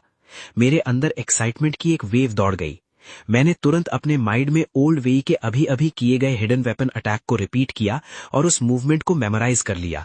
फुंग हुक, तुम्हारी हिम्मत कैसे हुई वू सेक्ट की टेरिटरी में सीक्रेटली घुसने की? आज रात मैं तुम्हें ऐसी मौत दूंगा कि तुम्हारी लाश को दफनाने की जगह भी नहीं मिलेगी। लग रहा था ओल्ड वे ने ब्लू रोब्ड मैन को पहचान लिया था। ये कहकर उसने अपना हाथ वेव किया और एक बार फिर कोल्ड रेस की एक सीरीज ब्लू रोब्ड मैन की तरफ शूट हुई। ब्लू रोब्ड मैन ने कोई जवाब नहीं दिया। वो कंटिन्यूसली अपने आयरन हुक को वेव करके हिडन वेपन्स को ब्लॉक करता रहा। फिर अचानक एक स्टेप में ओल्ड वे के बिल्कुल पास पहुंच गया और उसने अपना हुक सीधा ओल्ड वे के हेड की तरफ स्विंग किया। ये देखकर ओल्ड वे ने जोर से रोर किया, फुंग हुक मर जाओ। ब्लू रोब्ड मैन ने तुरंत अटैक डॉज किया, लेकिन सिचुएशन इतनी डेंजरस थी कि उसके फेस पर एक लॉन्ग ब्लडी कट लग गया। Damn it, poison. Blue robed man ने धीरे से कर्स किया। उसके बाद वो रैपिडली माउंटेन फॉरेस्ट की तरफ भागा और बहुत जल्दी मूनलाइट के अंदर डिसअपियर हो गया। इसी वक्त माइन के एग्जिट की तरफ से दो लोग जल्दी जल्दी आए। ओल्ड वे, क्या हुआ? ये जेट टावर का फुंग हुक है। ये तुम लोगों को चकमा देकर यहाँ घुसाया था। अभी मैंने इसे इंजर्ड कर दिया है और इसके बॉडी में मेरा पॉइजन भी है। ये ज्यादा दूर नहीं भाग पाएगा। काओ जिया, तुम लोग जल्दी से माउंटेन्स में जाकर इसे सर्च करो, किसी को भी जिंदा मत छोड़ना। ओल्ड मैन जिया ने ये सुनते ही हाथ हिलाया और उसके साथ आया पतला आदमी तुरंत उसके पीछे माउंटेन्स की तरफ चला गया। मैं अपनी सांस रोककर डार्कनेस में छुप गया। जब तक ओल्ड वे स्टोन हाउस के अंदर नहीं चला गया तब तक मैं वहीं छुपा रहा। उसके अंदर जाते ही मैं जल्दी से चुपके से वहां से निकल गया। अगर वो ब्लू रोब्ड आदमी फुंग हुक उसी माइनिंग केव में छुप गया जहां मैंने अपना सामान रखा था तो बहुत बड़ी प्रॉब्लम हो जाती। ये सोचते ही मैं घबरा गया और तुरंत माइनिंग केव की तरफ पूरी स्पीड से भागा। कुछ देर बाद मैं उस केव के बाहर पहुंच गया जहां मैंने अपना सामान छुपाया था। अंदर जाने से पहले ही मुझे हल्की हल्की बातें सुनाई देने लगी। मैं केयरफुली केव के एंट्रेंस के बाहर छुप गया और ध्यान से उनकी बातें सुनने लगा। फुंग हुक, तुम दिन ब दिन और यूजलेस होते जा रहे हो। तुम एक ऐसे बुढ़े को भी नहीं मार सके जो कब्र में जाने वाला है, और फिर भी जेट टावर में इतनी बड़ी बड़ी बातें करते हो। आवाज को क्लियरली सुनते ही मैं शॉक हो गया। ये तो वही बुढ़ा था जो अभी ओल्ड वे से मिला था। ये यहां कैसे आ गया? जिया हुक, तुम्हारे पास मुझे ये सब कहने की हिम्मत भी कैसे हुई? क्या तुमने खुद नहीं कहा था कि वे जेंग की बॉडी में अभी भी पॉइजन बचा हुआ है और उसकी कल्टीवेशन पहले जैसी नहीं रही? लेकिन अभी उसके अटैक में बिल्कुल भी नहीं लगा कि उसकी स्ट्रेंथ कम हुई है। अगर मैंने पहले से प्रिकॉशन ना लिया होता तो शायद मैं अब तक मर चुका होता। फुंग हुक जोर जोर से सांस ले रहा था और उसकी आवाज में गुस्सा क्लियरली सुनाई दे रहा था। जिया हुक ने यह सुनकर कोल्डली स्नॉट किया। वे जेंग की वजह से यंग मिस का फेस परमानेंटली डिसफिगर हो गया था। उसे गिल्ट हुआ, इसलिए उसने खुद पॉइजन पी लिया ताकि एक परफेक्ट एंटीडोट डेवलप कर सके। ये बात वू सेक्ट में कौन नहीं जानता। वैसे भी जो एंटीडोट मैंने अभी तुम्हें दिया है एक दिन के अंदर तुम्हारे बॉडी का सारा पॉइजन निकाल देगा, इसलिए टेंशन लेने की जरूरत नहीं है। यह सुनकर फुंग हुक धीरे धीरे काम हुआ। फिर जो रिवॉर्ड तुमने प्रॉमिस किया था उसका क्या? अगर तुम 3 दिन के अंदर वे जेंग को मार सकते हो तो रिवॉर्ड डबल होगा। ये मैटर अब और डीले नहीं हो सकता। लास्ट कुछ मंथ से वे जेंग ने पता नहीं कहां से एक माइंड स्लेव ढूंढ लिया है और उस पर मेडिसिन टेस्ट कर रहा है। सुना है कि उसने एंटीडोट का फॉर्मूला कंप्लीट कर लिया है। अगर ये न्यूज वू सेक्ट तक पहुंच गई और सेक्ट मास्टर को पता चल गया तो वे जेंग को डेफिनेटली वापस बुला लिया जाएगा। उसके बाद एक्सटर्नल सेक्ट का पॉइजन हॉल दोबारा उसके कंट्रोल में चला जाएगा। इसलिए मैं तुम्हें मैक्सिमम 3 दिन और दे रहा हूं। अगर तुम ये काम नहीं कर पाए तो तुम्हारी जगह कोई और ले लेगा। चलो, जिया हुक ने कोडली कहा और केव के एंट्रेंस की तरफ बढ़ने लगा। ये देखकर मुझे पीछे हटकर छुपना पड़ा। जिया हुक और वो पतला आदमी दूर चले गए। मैं केव के एंट्रेंस को टेंशन में घुरता रहा। जो होना था वो आखिर हो ही गया। मेरी किस्मत ही खराब थी। ये आदमी एग्जैक्टली उसी केव में आ गया था जहां मैंने अपना सामान छुपाया था। अच्छी बात यह थी कि मैं इस केव के अंदर को बहुत अच्छी तरह जानता था। मुझे एक परफेक्ट हाइडिंग स्पॉट भी पता था। इसके बाद मैं धीरे से केव के अंदर गया और मन ही मन प्रे करने लगा कि सामने वाला मेरा छुपाया हुआ सामान डिस्कवर ना करे। जाइयू नाट की कल्टीवेशन करने के बाद मेरा बॉडी पहले से काफी लाइट और अजाइल हो गया था। मेरे फुटस्टेप्स से जरा सी भी आवाज नहीं निकली। मैं सेफली अपने हाइडिंग स्पॉट तक पहुंच गया। एक छोटे से गैप से मैंने देखा कि फुंग हुक ने अपना फेस कवरिंग हटा चुका था और उसका असली चेहरा सामने आ गया था। वो आदमी लगभग 50 साल से ज्यादा का लग रहा था। उसके राइट चीक पर एक टेरिफाइंग स्कार था जो क्लियरली ओल्ड वे के हिडन वेपन की वजह से बना था। इस वक्त उसका फेस पेल था। लग रहा था कि उसके बॉडी में अभी भी पॉइजन बचा हुआ है। तभी केव के अंदर अचानक कुछ गिरने की आवाज हुई। एक व्हाइट लाइट फ्लैश हुई। Jade slip. फुंग हुक की आवाज डिसबिलीफ में भरी हुई थी और वो एक्साइटमेंट में स्टटर भी कर रहा था। वो बस कैजुअली कुछ छोटे स्टोन्स को किक कर रहा था, लेकिन उसने एक्सीडेंटली एक स्टोन को हिट किया जिसके नीचे से एक व्हाइट जेड पेंडेंट सामने आ गया। ये देखकर मेरे मन में तुरंत अलार्म बज गया। मैं बिना कुछ सोचे बाहर निकलने ही वाला था कि मैंने उसकी आवाज सुनी, जेड स्लिप। फुंग हुक अचानक बिल्कुल स्टिल हो गया। Z slip? क्या इस आदमी को इस चीज के बारे में पता है? गैप के थ्रू मैंने देखा कि एक्साइटमेंट की वजह से फुंग हुक के दोनों हाथ कांप रहे थे। फिर उसने व्हाइट जेड पेंडेंट उठाया। कुछ देर हेजिटेट करने के बाद उसने उसे अपने फोरहेड पर रखा। उसी मोमेंट मेरे दिमाग में एक जोर का बज हुआ। मेरा दिल एक्साइटमेंट से भर गया। तो इसे फोरहेड पर रखना पड़ता है। ये तो इमॉर्टल मास्टर का ट्रेजर है। इमॉर्टल मास्टर का ट्रेजर। मैं फुंग हुक बुढ़ापे में आकर इतना लकी हो जाऊंगा मैंने कभी नहीं सोचा था।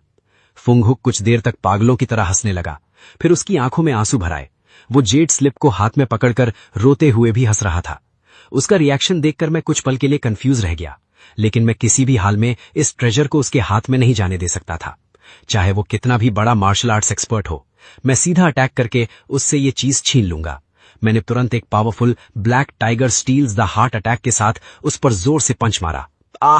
फुंग हुक आखिर कई सालों से मार्शल आर्ट वर्ल्ड में रह चुका था। जैसे ही उसे किसी के स्नीक अटैक का एहसास हुआ, वो शॉक हुआ और तुरंत रिएक्ट कर गया। उसने अपना बॉडी घुमाया और एक किक सीधे मेरी तरफ मार दी। मेरी आंखों में एक कोल्ड ग्लिंट चमका। मैंने तुरंत अपनी फिस्ट आगे बढ़ाई और उसकी किक के अगेंस्ट डायरेक्टली पंच क्लैश कर दिया। अगले ही पल मेरी फिस्ट में एक नमनेस जैसी फीलिंग फैल गई।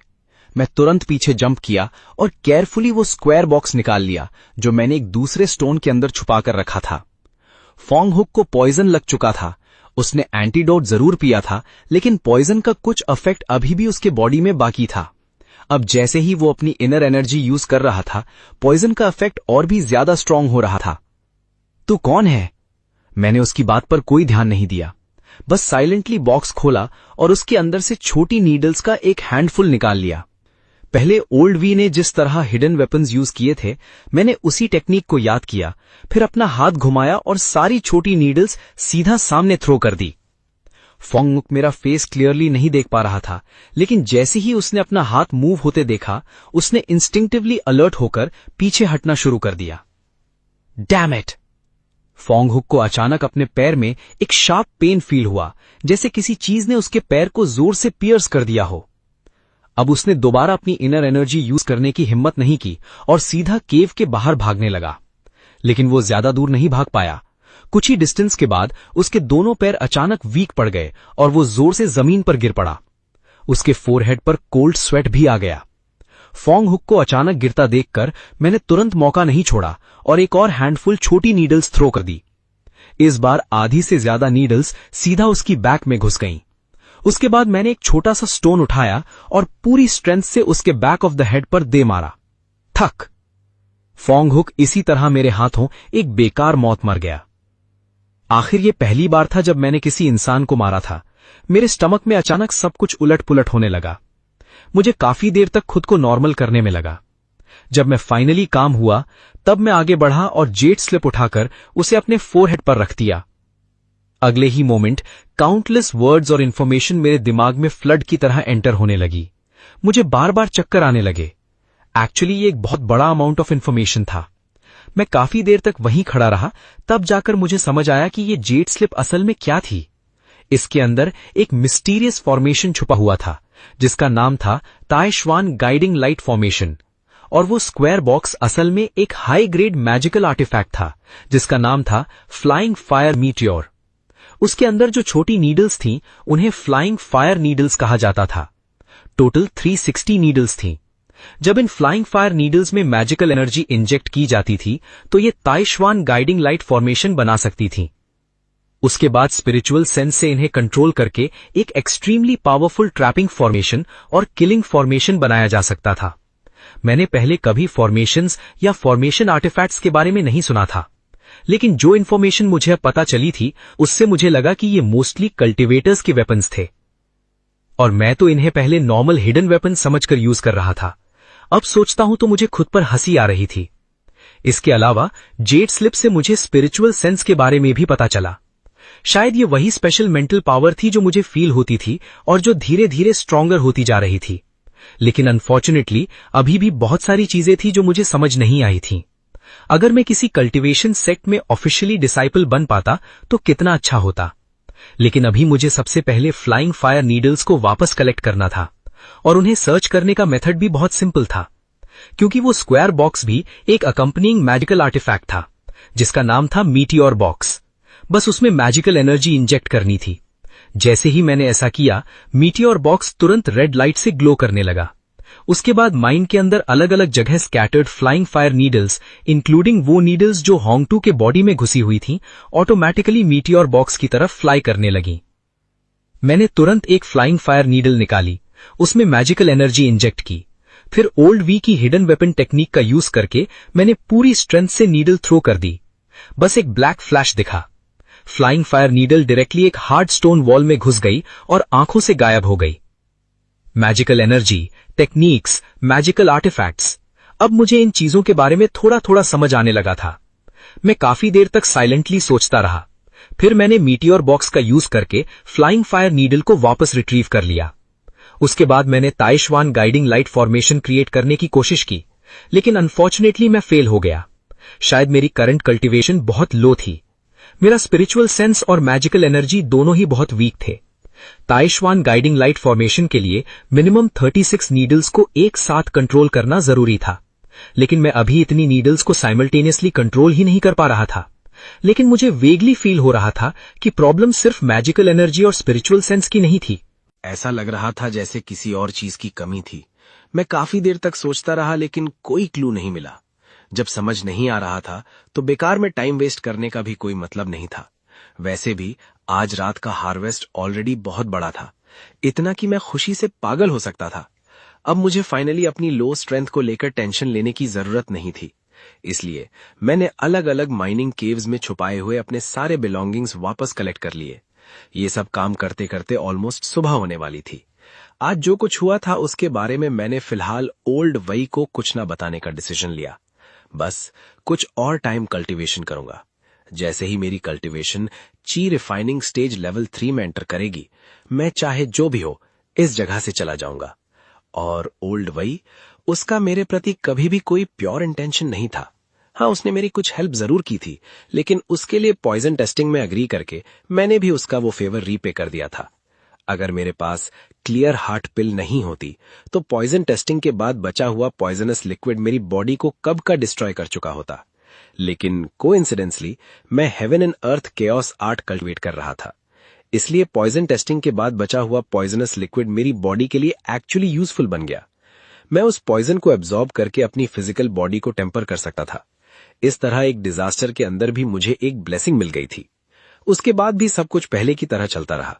हर रात देर होने पर मैं एक सुनसान और घने जंगल में चला जाता और लगातार पॉइजन रेजिस्टेंस टेक्निक की प्रैक्टिस करता रहता। वही लाओ भी अब मुझे पहले से कम जहर टेस्ट करवाते थे। ऐसे ही एक और महीना बीत गया।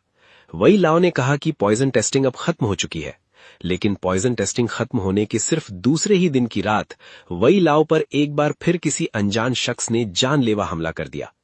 इस बार उन्हें मारने के लिए 2 लोग आए थे। वही लाओ एक के खिलाफ 4 हाथों का सामना नहीं कर पाए। आखिर में अपनी जान बचाने के लिए उन्हें पॉइजन टेक्निक का इस्तेमाल करना पड़ा और दोनों अटैकर्स को पीछे हटने पर मजबूर कर दिया। लेकिन खुद वही लाओ भी इस फाइट में बुरी तरह इंजर्ड हो गए। फिर भी मैंने उनकी मदद करने के लिए आगे बढ़ने का फैसला नहीं किया। अब मेरे पास दादाजी का बदला लेने और इमॉर्टल कल्टीवेशन के अलावा किसी भी चीज में कोई इंटरेस्ट नहीं था। अगले दिन मैं वही लाओ के बिस्तर के पास गया। वही लाओ थके हुए नजर आ रहे थे और आधे लेटकर बिस्तर पर पड़े हुए थे। शाओयांग, मैंने तुमसे वादा किया था, तुमने मेरे लिए इतने जहर टेस्ट किए हैं, इसलिए मैं गारंटी दूंगा कि तुम वूमेन के इनर सेक्ट में एंटर कर सको। ये 2 लेटर्स ले जाओ और वूमेन में जाकर एल्डेस्ट यंग मिस वू क्विंग श्वैन को देना। वो लेटर्स देखने के बाद तुम्हें सेक्ट में एक्सेप्ट कर लेगी। लेटर्स लेने के बाद भी मैं चुप रहा और कुछ नहीं बोला। 2 लेटर्स दिए गए थे, इसका मतलब साफ था कि इस बुजुर्ग के दिल में मुझसे कुछ फेवर मांगने की बात थी, और बिल्कुल वही हुआ। कुछ देर की खामोशी के बाद वही लाओ ने कड़वी मुस्कान के साथ कहा, बेटा, कभी कभी मैं सच में तुम्हें समझ नहीं पाता। तुम अभी इतने छोटे हो, लेकिन पता नहीं किससे सीखा है कि तुम्हारी प्लानिंग और कैलकुलेशंस इतनी गहरी हैं। जब वही लाओ को मुझसे कुछ मांगना ही है तो सीधा कह दीजिए। अगर मैं कर सकता हूं तो मैं मना नहीं करूंगा। इसे मैं आपका पूरा एहसान चुकाना भी समझूंगा। मैंने ये सब बहुत शांत आवाज में कहा। मेरी बात सुनकर वही लाओ एक पल के लिए स्टन्ड रह गए। उनके चेहरे की कड़वाहट और गहरी हो गई। शाओयांग, इन 2 लेटर्स में से एक तुम्हें वूमेन में गारंटी के साथ एंटर करवाने के लिए है और दूसरा लेटर एक एंटीडोट रेसिपी का है। पहले मेरा गारंटी वाला लेटर एल्डेस्ट यंग मिस वू क्विंग श्वैन को देना। अगर किसी वजह से वूमेन तुम्हें एक्सेप्ट ना करे तो ये एंटीडोट रेसिपी वाला लेटर तुम्हारे काम आएगा। इसे खोना मत। ये सुनते ही मेरी आंखों में पहली बार एक अलग सी चमक दिखाई दी। शाओयांग, तुम्हारी टैलेंट बुरी नहीं है। अगर मेरे अंदर जहर ना होता और मुझे किसी ने जानलेवा हमले में इतना इंजर्ड ना किया होता तो मैं तुम्हें अपना डिसाइपल बनाने का सोच रहा था। अफसोस, मुझे पहले ही अंदाजा हो गया था कि मेरा आज का दिन जरूर आएगा। ये कहकर वही लाओ ने एक मोटी सी किताब निकाली। अपनी पूरी जिंदगी में मैंने पॉइजन के बारे में जो कुछ भी रिसर्च किया है वो सब इस पॉइजन स्क्रिप्चर में है। अगर तुम्हें इंटरेस्ट हो तो इसमें से कुछ टेक्निक सीख लेना, और अगर इंटरेस्ट नहीं है तो मेरे लिए कोई सूटेबल सक्सेसर ढूंढ लेना और ये नॉलेज उसे दे देना। मेरा मूड बहुत कॉम्प्लिकेटेड था। मैंने पॉइजन स्क्रिप्चर अपने हाथ में ली और सिर हिला दिया। अगर मुझे मौका मिला तो मैं जरूर आपके लिए एक सक्सेसर ढूंढूंगा। वही लाओ ये सुनकर हल्की सी मुस्कान दिए और अपनी आंखें बंद कर ली। मैं भी गहरा झुककर उन्हें सलाम किया और स्टोन हाउस से बाहर निकल गया। मुझे पता था कि उनकी लास्ट राइट्स और बाकी अरेंजमेंट्स संभालने के लिए कोई ना कोई आ जाएगा, लेकिन क्वीन शान माइन से निकलने से पहले मुझे उस जाओ मिंग से अपना हिसाब चुकता करना था। थोड़ी सी तैयारी करने के बाद मैं सीधा उस माइनिंग केव की तरफ चल पड़ा जहां अभी माइनिंग चल रही थी। किंग शान माइन वूमन की इंपॉर्टेंट प्रॉपर्टीज में से एक थी। हर साल यहां से वूमन के हिडन वेपन्स बनाने के लिए बहुत सारा आयरन ओर सप्लाई किया जाता था। पिछले कुछ दिनों में मैं पहले ही पूरी इंफॉर्मेशन कलेक्ट कर चुका था। वो जाओ मिंग असल में जियांग हू का एक बैंडिट था, लेकिन उसके नेफ्यू जाओ कुए में मार्शल आर्ट्स की बहुत हाई टैलेंट थी और वूमन के एक हाई रैंकिंग एल्डर की नजर उस पर पड़ चुकी थी। इसी जाओ कुए के नाम और इन्फ्लुएंस का सहारा लेकर जाओ मिंग एक ही बार में किंग शान माइन के पावरफुल लोगों में से एक बन गया था। अब उसके अंडर 100 से भी ज्यादा माइनर्स काम करते थे। इन माइन स्लेव्स का एक्सप्लॉयटेशन करके वो खूब पैसा कमाता था। मैं एक एक करके माइनिंग केव्स के पास से गुजरता रहा। अंदर माइनर्स पसीने से भीगे हुए काम कर रहे थे। उनके चेहरे धूल और थकान से ग्रे पड़ चुके थे। ये सोचकर कि इनमें से बहुत सारे लोगों ने यहां अपना कितना पसीना और आंसू बहा दिया था, लेकिन बदले में उन्हें आधा सिक्का तक नहीं मिलता, मैं एक बार फिर दुनिया की किस्मत की ब्रुटैलिटी और बेरहमी को महसूस किए बिना नहीं रह सका। अगर यांग हू ने मुझे क्लिफ से धक्का ना दिया होता और मैं गलती से उस इमॉर्टल कल्टीवेटर की हिडन केव में ना गिरा होता तो मैं भी इन्हीं लोगों में से एक होता। शायद मेरी सिचुएशन इनसे भी बुरी होती। तभी एक माइनिंग केव के अंदर से अचानक गुस्से भरी आवाज सुनाई दी। कामचोर बन रहा है, मैं तुझे मार डालूंगा। इसके तुरंत बाद विप के जोर से पढ़ने की आवाज आई। प्लीज मुझे और मत मारिए। लग रहा था कोई रहम की भीख मांग रहा था। आवाज सुनकर मैं उस तरफ चला गया। जब मैंने जमीन पर पड़े हुए उस आदमी को क्लियरली देखा तो मेरी आंखें एकदम रुक गईं। मेरे सामने जो आदमी पड़ा था वो एक्चुअली मैंग रान था, वही लड़का जो उसी दिन मेरे साथ किंग शान माइन में लाया गया था।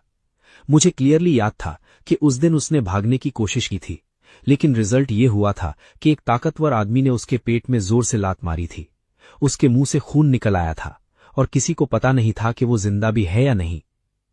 1 साल से ज्यादा बीत चुका था। पहले वाला मैंगरान बहुत शाय हुआ करता था उसकी आंखों के अंदर उम्मीद की रोशनी हुआ करती थी, लेकिन अब वो हड्डियों का ढांचा बन चुका था। उसकी आंखों में अब सिर्फ एक बुझी हुई रोशनी बची थी। वो एक भिखारी जैसा लग रहा था, और उसके पास उसके लिए आवाज उठाने की हिम्मत रखने वाला इकलौता आदमी भी वही था, हुलाई, जो उस वक्त हम पांचों में सबसे ज्यादा उम्र का था। मुझे धुंधला सा याद है कि किंगशान माइन जाते वक्त उस तंग सी हॉर्स कैरेज में हुलाई की रैंडम जोक्स और पता नहीं कहां से सुनी हुई इंटरेस्टिंग स्टोरीज ही सबका बोरिंग टाइम दूर करती थी। उस वक्त हम सब कितने मासूम थे। हमें लगा था कि यहां माइन में काम करके पैसे कमाएंगे। किसने सोचा था कि हमें पहले ही स्लेव्स के रूप में बेच दिया गया था। और वो विप पकड़ने वाला आदमी भी मेरे लिए अनजान नहीं था।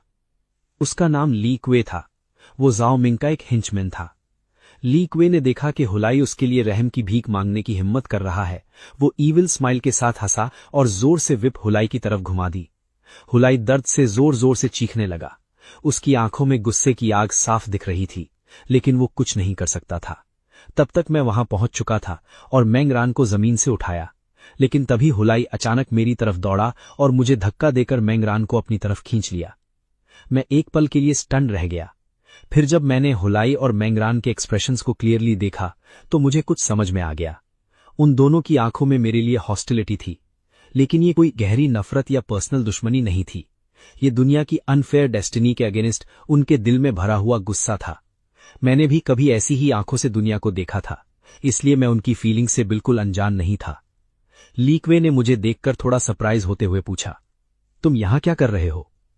मैंने बकवास करना जरूरी नहीं समझा और सीधा अपना पर्पस बता दिया। मुझे जाओमिंग के पास ले चलो। जाओगोंग? क्या तुम्हें लगता है जाओगोंग जिससे चाहे उससे मिल लेगा? ये मत भूलना, तुम भी जाओगोंग के माइंड स्लेव हो। वहां मौजूद लोगों को समझ ही नहीं आ रहा था कि आखिर हो क्या रहा है। ली क्वे के पास मुझे जाओमिंग के पास ले जाने के अलावा कोई ऑप्शन नहीं था, वरना उसकी जान जा सकती थी। मैं एक्सप्रेशनलेस खड़ा रहा। मेरे हाथ में एक और फ्लाइंग नीडल थी, जो किसी भी वक्त लॉन्च करने के लिए तैयार थी। इससे पहले ही मैं चुपके से एक फ्लाइंग नीडल चला चुका था, जो ली क्वे के ठीक पैर में जाकर घुस गई थी। उस फ्लाइंग नीडल में मेरी स्पिरिचुअल पावर इन्फ्यूज थी, और एक स्पिरिचुअल वेपन को हिडन वेपन टेक्निक से फायर किया गया था। ये नॉर्मल जियांग हू फाइटर्स के लिए बिल्कुल इम्पॉसिबल था। अभी मैं एडल्ट भी नहीं हुआ था, लेकिन मैं इस दुनिया की क्रूएल्टी और रूथलेसनेस को बहुत पहले समझ चुका था। इसलिए मुझे भी रूथलेस बनना सीखना था और अपने दिल को हार्ड बनाना था। ली क्वे के चेहरे से एरोगेंस धीरे धीरे गायब हो गया। उसकी जगह प्योर फियर ने ले ली। सिर्फ वही जानता था कि उसके पैर में घुसी हुई नीडल कितना अनबेरेबल पेन दे रही थी। ऐसा लग रहा था जैसे कोई चीज सीधा उसकी बोन के अंदर घुस गई हो। मेरी पैर से ये नीडल जल्दी निकालो, मैं तुम्हें तुरंत जाओमिंग के पास ले जाऊंगा। ली क्वे दर्द से पसीने में भीग गया और जमीन पर घुटनों के बल गिरकर बुरी तरह रिक्वेस्ट करने लगा। ये देखकर मैंने स्टारी बॉक्स निकाला और उसके पैर में घुसी फ्लाइंग नीडल को वापस खींच लिया। नीडल निकलते ही ली क्वे का पेन कुछ कम हुआ। अब उसने बकवास करने की हिम्मत नहीं की। वो लंगड़ाते हुए आगे चला और मुझे रास्ता दिखाने लगा। जब हम एक खूबसूरत छोटे कोर्टयार्ड में पहुंचे तो मैंने देखा कि जाओमिंग आराम से बैठकर खाना ठोस रहा था। उसकी बड़ी सी बियर्ड ग्रीस और ऑयल से पूरी चिपचिपी थी, जिसे देखकर ही मुझे डिस्गस्ट होने लगा। लेकिन उससे भी ज्यादा डिस्गस्टिंग बात यह थी कि जाओमिंग एक मेड से अपने मुंह में खाना खिलवा रहा था। फिर उसने ईविल स्माइल के साथ उस मेड की उंगली को ही काट लिया। जब मैं उन माइनर्स के बारे में सोच रहा था जो दिन रात खून और पसीना बहाकर काम कर रहे थे, और दूसरी तरफ जाओमिंग इतनी लग्जरी में एंजॉय कर रहा था, तो मेरे अंदर एक पल में गुस्सा भड़क उठा। मन हुआ कि एक फ्लाइंग नीडल चलाकर इसी वक्त उसे मार दूं। ली क्वे, ये क्या नौटंकी है? क्या तुम्हें दिख नहीं रहा कि मैं खाना खा रहा हूं? जाओमिंग ने ली क्वे को देखते ही गुस्से में डांटना शुरू कर दिया। ली क्वे मजबूरी में एक तरफ हट गया। तब जाओमिंग की नजर मुझ पर पड़ी। तो तुम यहां क्या कर रहे हो? जो कॉन्ट्रैक्ट यांग हू ने पहले तुम्हारे साथ साइन किया था, वो मुझे वापस करो। मैं तुम्हें क्यों वापस करूंगा? मैंने उसके लिए असली गोल्ड और सिल्वर दिए हैं। खुद वही जेंग भी उसे मेरे हाथ से नहीं ले सका। अभी तुम्हारे बाल भी ठीक से नहीं उगे हैं और तुम जैसे छोटे लड़के में इतनी हिम्मत है कि मुझसे वो कॉन्ट्रैक्ट मांग रहे हो? तो फिर रहने दो। मेरा एक्सप्रेशन बिल्कुल नहीं बदला। मैंने दोनों हाथ उठाए। एक ब्राइट लाइट फ्लैश हुई। ली क्वे जो मेरे पीछे खड़ा था कुछ समझ भी नहीं पाया। कई फ्लाइंग नीडल्स सीधा उसके फोरहेड के बीच घुस गई।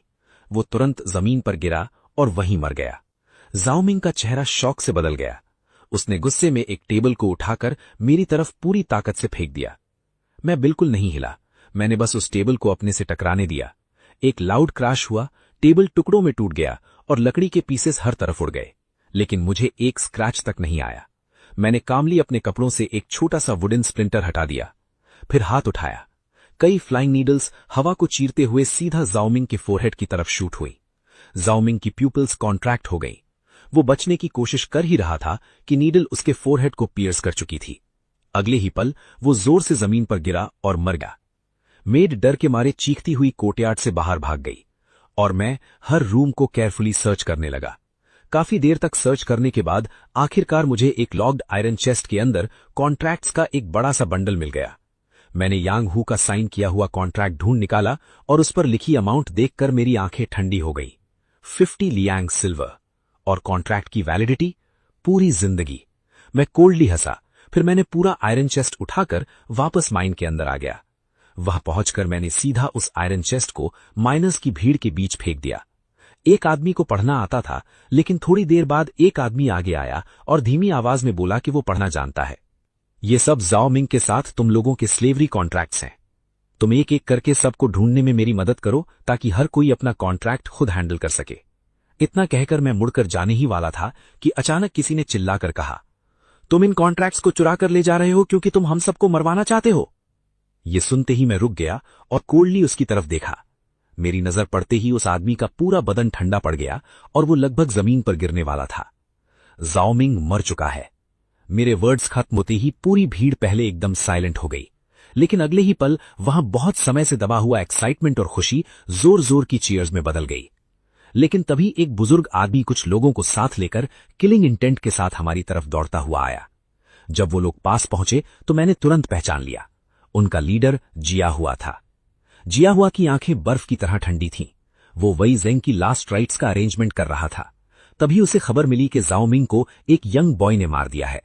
पहले तो उसे इस बात पर यकीन भी नहीं हुआ था, लेकिन अब जब उसने मुझे अपनी आंखों के सामने देखा तो उसे भी सच पर थोड़ा यकीन हो गया। जाओ मिंग को तुमने मारा है? जिया हुआ ने यह कहा और उसकी बूढ़ी आंखों में एक डेंजरस रूथलेसनेस दिखाई दी। मैं पहले ही अटैक करते वक्त अपने दिल में डिसीजन ले चुका था। अब मैं कोई अननेसेसरी बात नहीं करना चाहता था। मैंने सीधा फ्लाइंग फायर नीडल्स लॉन्च कर दी। जिया हुआ और बाकी लोग सब शॉक हो गए।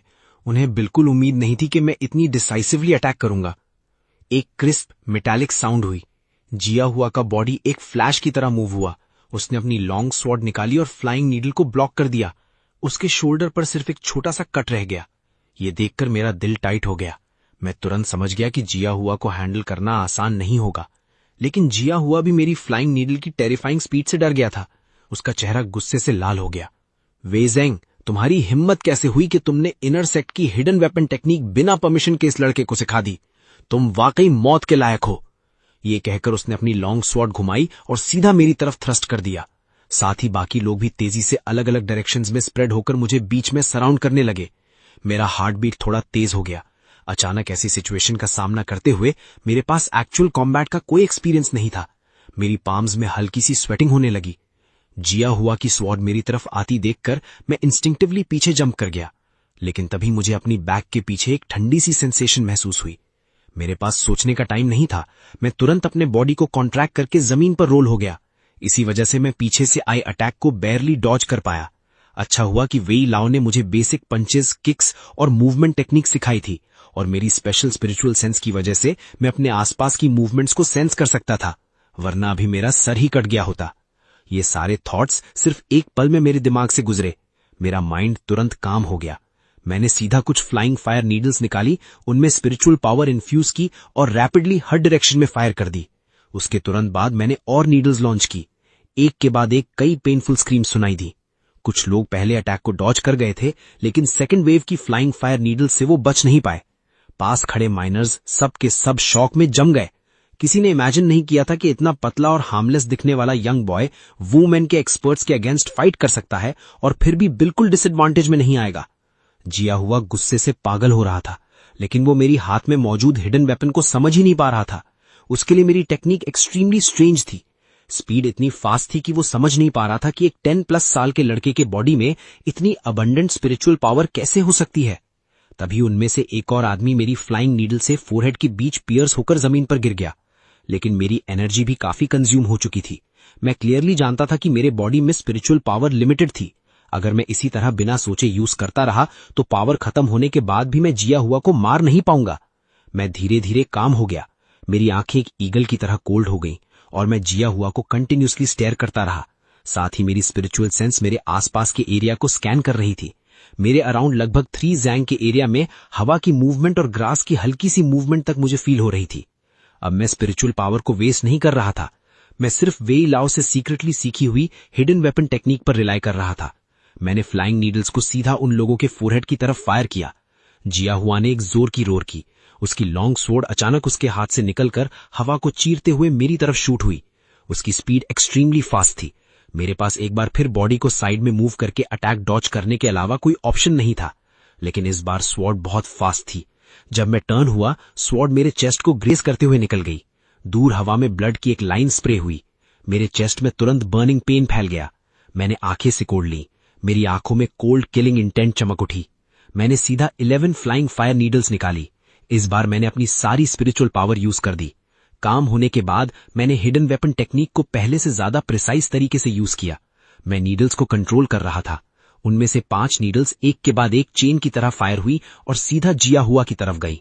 बाकी 5 नीडल्स उन लोगों की तरफ गई जो पहले अटैक को डॉज कर चुके थे, और आखिरी फ्लाइंग नीडल मैंने अपने पास रखी, सही मोमेंट का वेट करते हुए। बाकी लोगों की कल्टीवेशन क्लियरली जिया हुआ से काफी वीक थी, इसलिए उन्हें पहले ही फास्टर फ्लाइंग नीडल से फोरहेड के बीच पियर्स कर दिया गया। लगभग सभी एक ही वक्त में जमीन पर गिर पड़े, लेकिन जिया हुआ बार बार पीछे हट रहा था। उसने लगभग अपनी पूरी कल्टीवेशन पावर और अपनी स्ट्रॉन्गेस्ट टेक्निक यूज कर दी, तब जाकर वो मुश्किल से पहली 4 नीडल्स को डॉज कर पाया। जैसे ही उसने खतरे से बचकर 5वीं नीडल को भी बैरली डॉज किया, अचानक उसकी आंखों के सामने एक फ्लैश हुआ। एक और नीडल पता नहीं कब उसके सामने आ चुकी थी। अगले ही पल वो सीधा जिया हुआ के फोरहेड के बीच से आर पार हो गई। उसका बॉडी ढीला पड़ गया और वो जमीन पर गिर गया, फिर दोबारा उठ नहीं सका। आसपास पड़ी हुई लाशों को देखकर मेरा दिमाग थोड़ा चक्कर खाने लगा। उसके बाद मैंने अपनी सारी फ्लाइंग नीडल्स वापस कलेक्ट कर ली। मैं जंगल में जाकर छुपने के लिए भागने ही वाला था कि अचानक मुझे 2 फटे पुराने कपड़ों में मेरी तरफ आते हुए 2 फिगर्स दिखाई दिए। वो हुलाए और मेंग्रान थे। यांगे, थैंक यू, पहले हमने तुम्हें गलत समझा था, हुलाए ने धीमी आवाज में कहा। उसकी आंखों में शर्मिंदगी साफ दिख रही थी। मेंग्रान के लिप्स हिल रहे थे, लेकिन वो एक वर्ड भी नहीं बोल पा रहा था। मैंने दोनों को देखा और अचानक पूछा, जैंगू और ल्यूसोंग कहाँ है? ल्यूसोंग भाग गया, जैंगू को मार दिया गया। इस बात पर मेरा एक्सप्रेशन बिल्कुल काम रहा, लेकिन ल्यूसोंग के बच निकलने की बात मुझे थोड़ी अजीब लगी। माइन के एग्जिट पर कम से कम 6 या 7 पावरफुल गार्ड स्टेशन थे। आखिर ल्यूसोंग वहां से भागा कैसे? उसके बाद मैंने जाओ मिंग के पास से मिली कुछ सिल्वर कॉइन्स अपनी स्टोरेज बैग से निकाली और दोनों में बांट दी। थोड़ी देर में माइन के एग्जिट पर जो गार्ड्स हैं वो यहां आ सकते हैं, जल्दी से भागने का कोई रास्ता सोचो। तभी अचानक वो सारे माइनर्स एक एक करके एक्साइटमेंट में माइन के एग्जिट की तरफ भागने लगे। ये देखकर मेरी आंखों में चमक आ गई। मैंने तुरंत हुलाए और मेंग्रान से कहा, जल्दी जाओ, उनके साथ मिलकर बाहर निकल जाओ। मेरा प्लान पहले जंगल में घुसकर किसी सेफ जगह छुपने का था, फिर स्पिरिचुअल पावर रिकवर होने के बाद बाहर निकलने का। लेकिन इतने सारे लोगों को माइन के एग्जिट की तरफ भागते देखकर और ऊपर देखा तो आसमान पूरी तरह डार्क हो चुका था। मुझे समझ आ गया कि ये एक परफेक्ट अपॉर्चुनिटी थी। बिना किसी हेजिटेशन के मैं भी भीड़ में शामिल हो गया। लगभग मुझे लोगों के धक्के से ही आगे की तरफ ले जाया जा रहा था। रुको, तुम लोग क्या कर रहे हो? सब के सब वापस जाओ। माइन के एग्जिट पर एक 1 आइड मैन ने क्रॉसबो उठाया और भीड़ पर जोर से चिल्लाया, लेकिन एग्जिट को बिल्कुल सामने देखकर माइनर्स का गुस्सा और भड़क गया। अब उन्हें किसी की धमकी की परवाह नहीं थी। भीड़ रुकने के बजाय और ज्यादा मैडनेस के साथ एग्जिट की तरफ बढ़ने लगी। मरना चाहते हो तो मैं तुम्हारी ये विश पूरी कर देता हूं। 1 आइड मैन ने सीधा क्रॉसबो फायर कर दिया। एक के बाद एक एरोज हवा को चीरते हुए निकले। सबसे आगे चल रहे कई माइनर्स जमीन पर गिर पड़े और दर्द से तड़पने लगे। सिर्फ एक आदमी हम सबको नहीं रोक सकता, सब मिलकर बाहर निकलो। तभी भीड़ के बीच से पता नहीं किसने जोर से चिल्लाया। वो आवाज भीड़ के फ्रंट तक पहुंची। केओस का फायदा उठाते हुए किसी ने एक हिडन नीडल 1 आइड मैन की तरफ शूट कर दी। उसकी बची हुई हेल्दी आंख में अचानक अनबेरेबल पेन हुआ। उसने तुरंत क्रॉसबो फेंक दिया और दोनों हाथों से अपनी आंख पकड़कर जोर जोर से चीखने लगा। माइनर्स का मोराल तुरंत हाई हो गया। सब और ज्यादा फोर्स के साथ आगे बढ़े। कुछ ही देर में उन्होंने बैरियर तोड़कर मेन रोड तक पहुंच गए। उसके बाद मैं बहुत देर तक माउंटेन्स और जंगल के बीच ट्रैवल करता रहा। जब मुझे पूरा यकीन हो गया कि कोई परसुअर मेरा पीछा नहीं कर रहा, तब जाकर मैंने रिलीफ की सांस ली। मैंने एक सिक्लूडेड जगह ढूंढी और वहां रुककर अपनी स्पिरिचुअल पावर कंप्लीटली रिकवर की। मैं जल्दी में वहां से नहीं निकला। मैंने लगभग आधे महीने तक वहीं कल्टीवेशन कंटिन्यू की। उसके बाद मैं जंगल से बाहर निकला और मेन रोड फॉलो करते हुए वैंग लॉन्ग माउंटेन रेंज की तरफ चल पड़ा। वहां पहुंचने में मुझे आधे महीने से भी ज्यादा लग गया। आखिर मैं वैंग लॉन्ग माउंटेन के नीचे मौजूद बानशी टाउन पहुंचा। ये वही टाउन था जो मेरे होम टाउन यांग विलेज के एरिया को गवर्न करता था। लेकिन टाउन में पहुंचते ही मुझे एक शॉकिंग चीज दिखी। वहां मेरा वांटेड पोस्टर लगा हुआ था। ये देखते ही मैं तुरंत अलर्ट हो गया। अगर यांग हू को इस बारे में पता चला होगा तो उसका रिएक्शन क्या होगा। मैंने दिल में कोल्डली स्नॉट किया। फिलहाल मेरा यांग हू पर ध्यान देने का कोई प्लान नहीं था।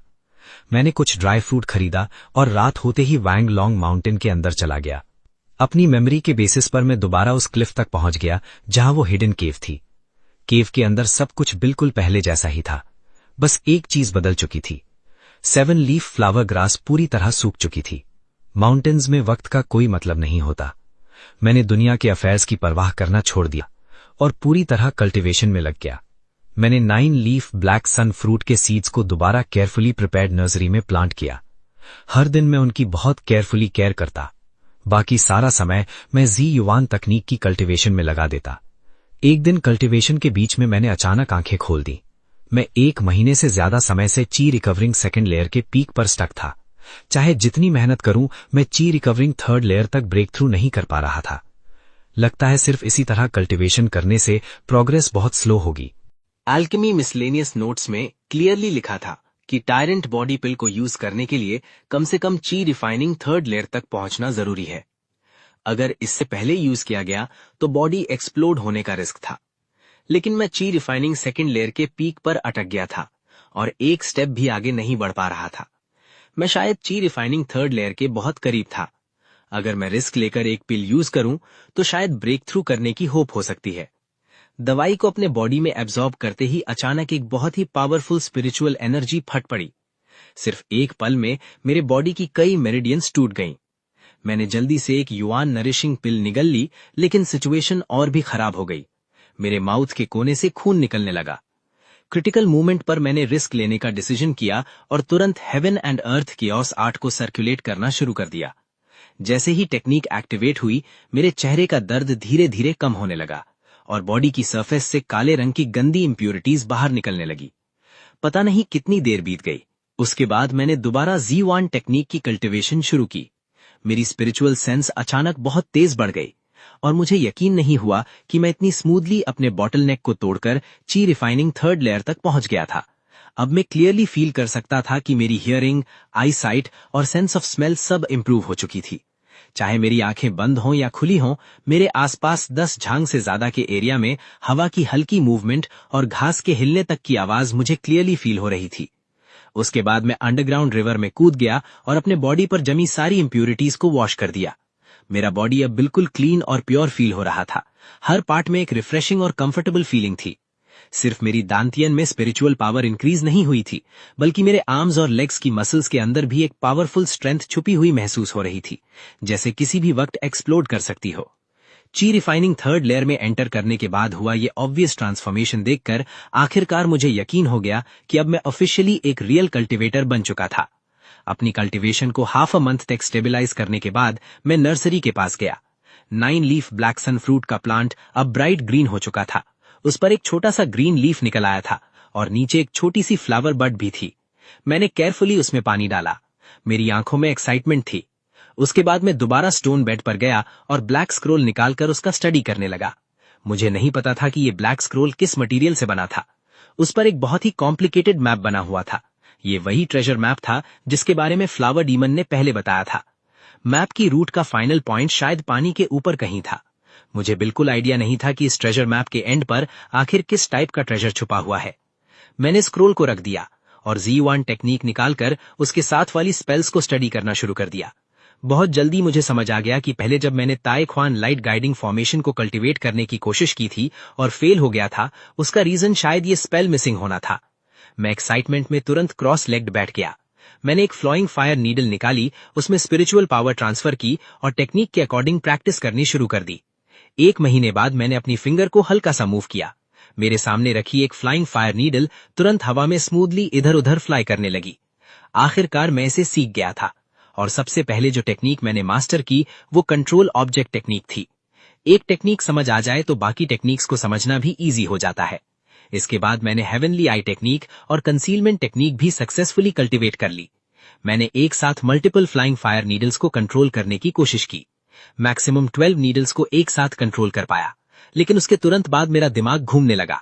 लगता है मेरी करंट कल्टीवेशन के हिसाब से मैं एक वक्त में मैक्सिमम 12 फ्लाइंग फायर नीडल्स ही कंट्रोल कर सकता था। उसके बाद मैंने 9 लीफ ब्लैक सन फ्रूट का एक नया लीफ और आधी खिली हुई फ्लावर बड तोड़कर खा ली। फिर मैंने heaven and earth chaos art को सर्कुलेट करना शुरू कर दिया। जब मैंने उसकी स्पिरिचुअल एनर्जी को कंप्लीटली एब्जॉर्ब कर लिया तो मुझे फील हुआ कि मेरी मसल्स के अंदर की स्ट्रेंथ एक बार फिर इंक्रीज हो गई है। इस बार जब मैं स्टोन चेंबर में वापस लौटा तब तक मैं पूरे 1 साल और आधे साल तक कल्टीवेशन कर चुका था।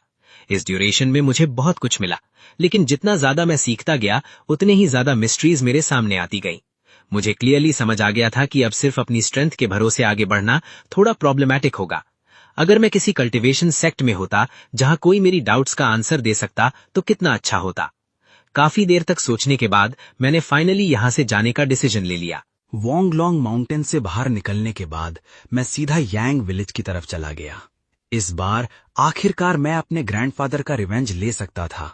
3 साल तक बाहर रहने के बाद यांग विलेज अब भी ऑलमोस्ट वैसा ही था, लेकिन ग्रैंडफादर की डेथ के बाद मुझे इस जगह से बिल्कुल भी वार्मथ फील नहीं हुई। मैं ज्यादा अटेंशन अट्रैक्ट नहीं करना चाहता था, इसलिए रात होने का वेट किया और क्वाइटली अपने पुराने घर के कोर्टयार्ड में एंटर किया। जैसे ही मैं कोर्टयार्ड में घुसा, यांग हू के घर का डॉग भौंकने वाला था। मैंने सीधा उसे एक किक मार दी। वो एक आवाज तक नहीं निकाल सका और जमीन पर गिरकर हिलना बंद कर दिया। मैं यांग हू के घर की विंडो के बाहर पहुंच गया। अंदर फैमिली के 3 लोग डिनर कर रहे थे। यांग हू का बेटा सबसे अच्छे मीट पीसेस चुन चुन कर खा रहा था। यांग हू की वाइफ का फेस पेल था और यांग हू खुद पहले से भी ज्यादा मोटा हो चुका था। मैंने यांग हू के बेटे को देखा तो एक पल के लिए मेरे हाथ में पकड़ी फ्लाइंग फायर नीडल रुक गई, लेकिन अगले ही मोमेंट मुझे वो सीन याद आ गया जब यांग हू ने सीक्रेटली मेरे ग्रैंडफादर को मारने की साजिश की थी। मेरी आंखों में कोल्ड किलिंग इंटेंट चमकी। Flying fire needle silently window के थ्रू अंदर गई और सीधा यांग हू के हार्ट को पियर्स कर दिया। साथ ही मैंने अपना हाथ जोर से स्क्वीज किया। फ्लाइंग फायर नीडल यांग हू के हार्ट के अंदर घूमकर उसके ऑर्गन्स को कंप्लीटली डिस्ट्रॉय करने लगी। फिर मैंने हाथ वेव किया और नीडल वापस मेरे पास आ गई। यांग हू ने अचानक विंडो की तरफ देखा। उसके फेस पर शॉक और फियर था, लेकिन वो एक वर्ड भी बोल नहीं पाया। वो गुस्से और शॉक के बीच वहीं मर गया। पहले मैं हमेशा सोचता था कि अगर फ्यूचर में मुझे रिवेंज लेने की पावर मिली तो मैं यांग हू के सामने उसे टॉर्चर करूंगा और बुरी तरह इंसल्ट करूंगा, लेकिन जब वो दिन सच में आ गया तब मुझे पता चला कि पहले मेरे दिमाग में जो कुछ थॉट्स थे उनकी अब कोई इंपॉर्टेंस नहीं रह गई थी। मुझे तो उससे मिलने में भी कोई इंटरेस्ट नहीं था। रूम के अंदर पैनिक भरी स्क्रीम्स और टेबल्स चेयर्स गिरने की आवाज आ रही थी। मैं साइलेंटली मुड़ गया और वहां से चला गया। उसके बाद मैं विलेज के बाहर ग्रैंडफादर की ग्रेव के पास गया, सर झुकाकर उन्हें कुछ बार सलाम किया और फिर हल्की चांदनी भरी रात में गायब हो गया। मैंने डिसाइड कर लिया था कि अब मुझे किसी कल्टीवेशन सेक्ट को ढूंढना है और ऑफिशियली कल्टीवेशन की असली जर्नी पर कदम रखना है। मैं हर दिन एक बड़े टब में पॉइजनस मेडिसिन से बात करता था। उसके अंदर सिर्फ लार्ज अमाउंट्स में सल्फर, सॉल्ट पीटर और इमॉर्टल ओर्स ही नहीं बल्कि गोल्डन सिकाडा 5 पॉइजन्स भी होते थे। एक नॉर्मल इंसान अगर सिर्फ 3 सेकंड्स भी इसके कांटेक्ट में आ जाए तो उसकी जान चली जाती। लेकिन मुझे इस पॉइजनस बाथ में रहना सरप्राइजिंगली बहुत एंजॉयबल लगता था, क्योंकि मुझे एक्सीडेंटली एक इमॉर्टल कल्टीवेटर का सीक्रेट ट्रेजर मिल गया था जिससे heaven and earth chaos art cultivate की जा सकती थी। हर बार पॉइजन बाथ लेने पर मैं इन पॉइजनस मेडिसिन की एनर्जी को एब्जॉर्ब कर सकता था और अपने फिजिकल बॉडी को टेम्पर कर सकता था। इसी पावरफुल बॉडी की वजह से मैं ना सिर्फ उस ब्लैक माइंड से एस्केप कर पाया जो मुझे सालों तक इम्प्रिजन करके रखी हुई थी, बल्कि ग्रैंडफादर की डेथ का ब्लड फ्यूड भी सक्सेसफुली सेटल कर पाया। लेकिन रिवेंज कंप्लीट करने के बाद जैसे ही मैं टाउन में वापस आया, मुझे पता चला कि मेरी वांटेड पोस्टर्स हर गली और हर कॉर्नर में चिपकी हुई थी। लगता है ये ट्रबल मुझसे बचने वाला नहीं था। अगर वू सेक्ट मेरी जान लेना चाहता है तो ठीक है, वैसे भी मुझे कल्टीवेशन वर्ल्ड में एंटर करने के लिए एक स्टेपिंग स्टोन की जरूरत थी। डेथ से पहले ओल्ड वी ने मुझे वू सेक्ट की एल्डेस्ट मिस के पास एक लेटर देने को कहा था। वो ओल्ड मैन हमेशा मुझे यूज करता रहा था, लेकिन फिर भी उसने मेरी थोड़ी हेल्प की थी। इसलिए एक ट्रस्टवर्दी कल्टीवेशन सेक्ट को ढूंढने के लिए मैंने वू सेक्ट जाकर सिचुएशन चेक करने का डिसीजन लिया। ओल्ड वी के अकॉर्डिंग वूगन माउंटेन रेंज मो प्रीफेक्चर जियांग किंगडम की वेस्टर्न शील थी।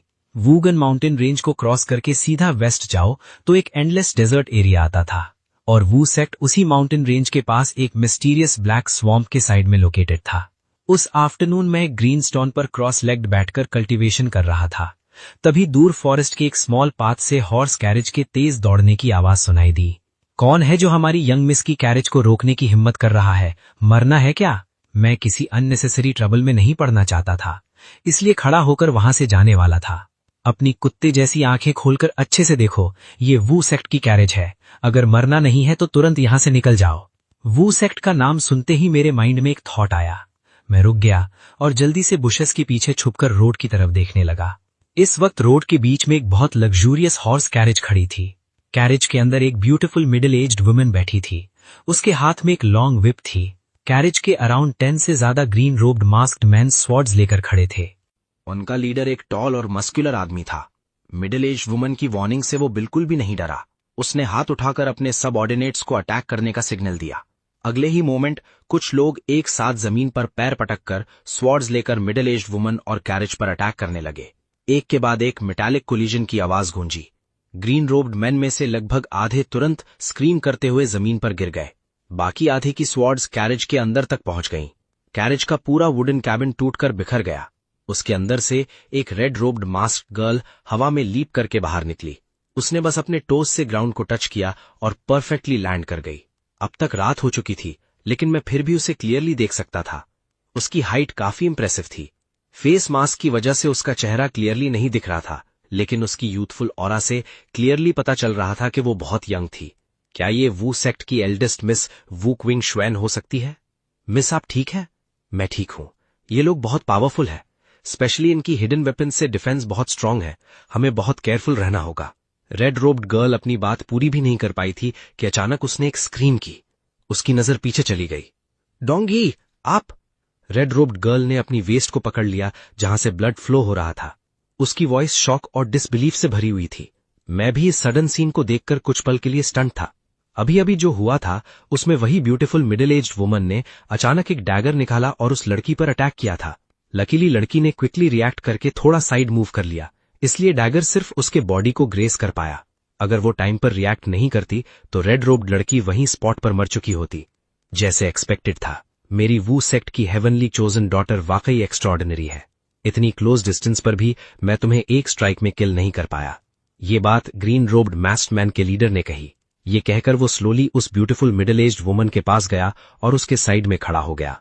मैं बुशेस के पीछे छुपकर सब कुछ देख रहा था और मेरे पूरे बॉडी में ठंड सी दौड़ गई।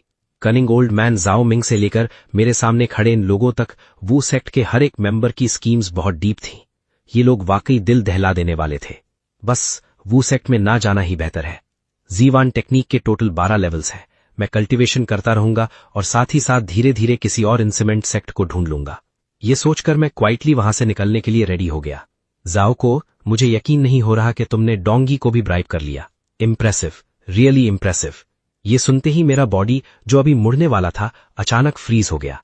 ये आदमी जाओ को था, जाओ मिंग का बेटा। ये तो बहुत ही ज्यादा कोइंसिडेंस था।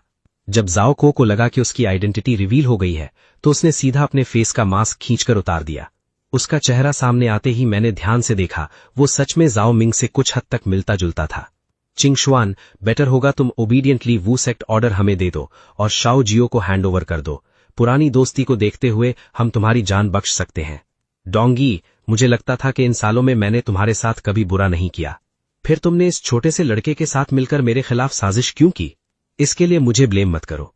कुछ बातें हैं जो तुम नहीं समझ सकती। ये कहकर ब्यूटीफुल मिडिल एज्ड वुमन ने जाओ कॉ की तरफ देखा। उसके फेस पर एक हल्की सी ब्लश भी आ गई। अंधेरी रात में वो क्वीन स्वैन इसे नोटिस नहीं कर पाई थी, लेकिन मैं इसे क्लियरली देख रहा था। लेकिन ये सब मेरे लिए इंपॉर्टेंट नहीं था। अगर जाओ कोई यहां आ गया था तो आज रात इन सभी लोगों को मरना ही था। कौन है? मैं बिना किसी एक्सप्रेशन के बुशेस से बाहर आ गया। मैंने कुछ नहीं कहा, बस फ्लाइंग फायर नीडल्स को अपने सामने हवा में फ्लोट करवाया और अपनी फिंगर से एक हल्का सा जेस्चर किया। एक साथ सबके शॉक्ड वॉइसेस निकल पड़े। ये कल्टीवेटर है। उनकी बात पूरी भी नहीं हुई थी कि 12 फ्लाइंग फायर नीडल्स ने डायरेक्टली 12 ग्रीन रोब्ड मैन के हार्ट्स को पियर्स कर दिया। जाओ कुई को छोड़कर बाकी सारे ग्रीन रोब्ड मैन बिना एक आवाज निकाले जमीन पर गिर गए। ये वू क्वीन स्वैन, जाओ कुई और वो ब्यूटीफुल मिडिल एज्ड वुमन तीनों शॉक में जम गए, लेकिन अगले ही मोमेंट वो 3 अलग अलग डायरेक्शंस में भागने लगे। ये लोग मार्शल वर्ल्ड के टॉप लेवल एक्सपर्ट्स थे और डिस्गाइज करके आए थे, लेकिन एक कल्टीवेटर के सामने उनके पास सिर्फ फियर और पैनिक था। उन तीनों की रिएक्शन देखकर मैं भी एक पल के लिए स्टंट हो गया, लेकिन बहुत जल्दी मैंने फ्लाइंग फायर नीडल को कंट्रोल करके जाओ कुई के पीछे भेज दिया। जैसे ही मिस्टीरियस फ्लाइंग फायर नीडल उसकी तरफ आई, ब्यूटीफुल मिडिल एज्ड वुमन ने तुरंत चिल्लाकर कहा, इमॉर्टल मास्टर, आप इसे किल नहीं कर सकते। ये इमॉर्टल सीड है, वुलोंग वैली का इमॉर्टल सीड है। अगर आपने इसे मार दिया तो वुलोंग वैली आपको कभी नहीं छोड़ेगा। इमॉर्टल? ये वर्ड सुनते ही मेरे माइंड में एक थॉट आया। मैंने अपने फिंगर को हल्का सा मूव किया। फ्लाइंग फायर नीडल तुरंत जाओ कुई के पीछे उसकी नेक के पास रुक गई। ये इमॉर्टल सीड नहीं है, इसके पास वू सक टोकन भी नहीं है। ये इमॉर्टल सीड कैसे हो सकता है? वू क्वीन स्वैन ने गुस्से और कंटेम्प्ट भरी आवाज में कहा। क्वीन स्वैन, मेरी एल्डेस्ट मिस, तुम्हें इतना स्टबर्न होने की क्या जरूरत है? तुम्हारे पास इमॉर्टल रूट ही नहीं है, तुम वू सक टोकन को इतना टाइटली होल्ड करके क्या करोगी? बेटर होगा इसे शाओ कुई को दे दो। जैसे ही वो वुलोंग वैली में एंटर करेगा, तुम और मैं दोनों एक ही स्टेप में आसमान तक पहुंच जाएंगे। वू सक्ट भी ऑफिशियली मार्शल वर्ल्ड का नंबर 1 सक्ट बन जाएगा। तुम लोगों ने मेरे फादर को मार दिया था, मैं मर भी जाऊं तब भी ये वू सक्ट टोकन इसे नहीं दूंगी। ये कहने के बाद वू क्वीन स्वैन की आवाज धीरे धीरे वीक होने लगी। लगता था उसकी इंजरी और सीरियस होती जा रही है। सिस्टर, सेक्ट मास्टर की डेथ एक एक्सीडेंट थी, इसका मुझसे कोई रिलेशन नहीं था। जाओ कुई में तुरंत अपनी सफाई देनी शुरू कर दी। मैं ये सब सुनकर हेडेक फील करने लगा। इन लोगों के पर्सनल ग्रजेस और कॉन्फ्लिक्ट्स में मेरी बिल्कुल भी इंटरेस्ट नहीं थी। मुझे सिर्फ इमॉर्टल सीड में इंटरेस्ट था। लेकिन मैंने अपना अटैक रोक दिया था, तो कुछ क्वेश्चंस भी एक साथ पूछ लेना कन्वीनियंट था। सब लोग इधर आओ, मुझे तुम लोगों से कुछ पूछना है। मुझे ये बताओ, वू सक ने यांग फान के नाम का वांटेड ऑर्डर क्यों इशू किया है? आखिर ये मैटर क्या है? यांग फान? कौन सा यांग फान?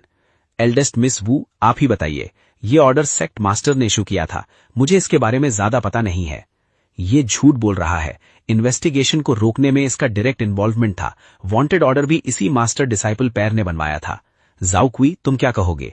झूठी एक्यूजिशन मत लगाओ। मैं यांग फान को जानता तक नहीं। जानते नहीं हो? तो फिर जाओ मिंग को तो तुम डेफिनेटली जानते हो, राइट? छोड़ो, अब ये इंपॉर्टेंट नहीं है। मैं सच समझ चुका हूं। अब और क्वेश्चंस पूछना सिर्फ टाइम वेस्ट होगा।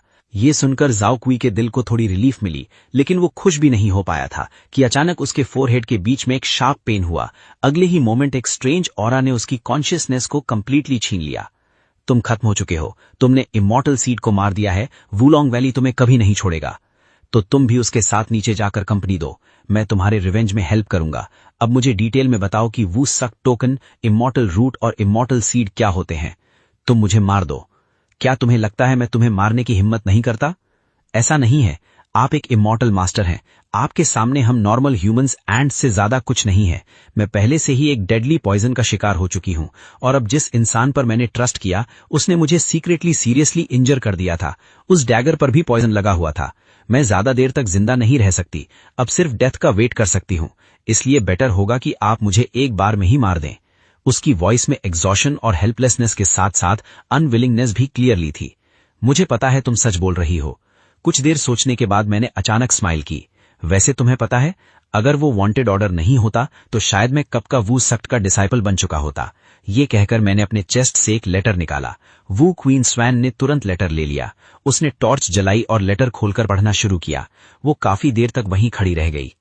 काफी देर बाद उसने धीरे से कहा, वू सेक्ट ने मार्शल वर्ल्ड पर रूल करने का एक बहुत बड़ा अपॉर्चुनिटी खो दिया। शायद इससे भी ज्यादा इंपॉर्टेंट ये है कि हम एक कंप्लीटली डिफरेंट पाथ पर जा सकते थे। जाओ क्यू का मास्टर डिसाइपल पैर अपने फायदे के लिए इतना ब्लाइंड हो गया कि उन्होंने पूरे वू सेक्ट को ही डैमेज कर दिया। चलो सीधी बात करते हैं। तुम मुझे वू सेक्ट टोकन दे दो और मुझे इमॉर्टल रूट और इमॉर्टल सीड के बारे में बता दो। मैं तुम्हारे बॉडी का सारा पॉइजन क्योर कर दूंगी और गारंटी दूंगी कि तुम्हारी लाइफ सेफ रहेगी। मेरे पास ज्यादा टाइम वेस्ट करने का वक्त नहीं है, आखिर कल्टीवेशन ही सबसे इंपॉर्टेंट चीज है। वू क्विंग शुआन ने ओल्ड वेई का गारंटी लेटर पढ़ने के बाद ऑलमोस्ट कंफर्म कर लिया था कि ओल्ड वेई की असैसिनेशन के पीछे आउटसाइडर्स के साथ मिलकर किसी ने कॉन्स्पिरेसी की थी, और जिन लोगों को मैंने उस वक्त किल किया था चांसेस थे कि वो भी इसी कॉन्स्पिरेसी का पार्ट थे।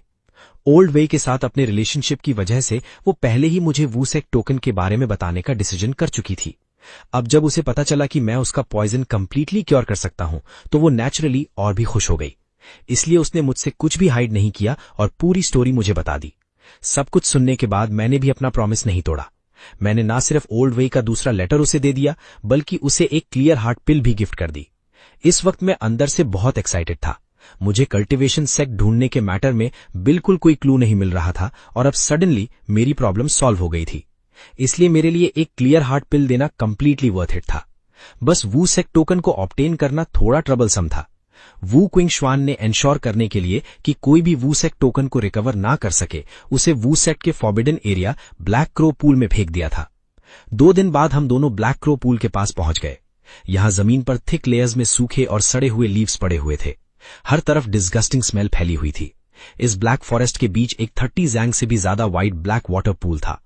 वाटर की सरफेस पे कंटिन्यूअसली बबल्स निकल रहे थे और उनसे बहुत ही स्ट्रांग फाउल स्मेल आ रही थी।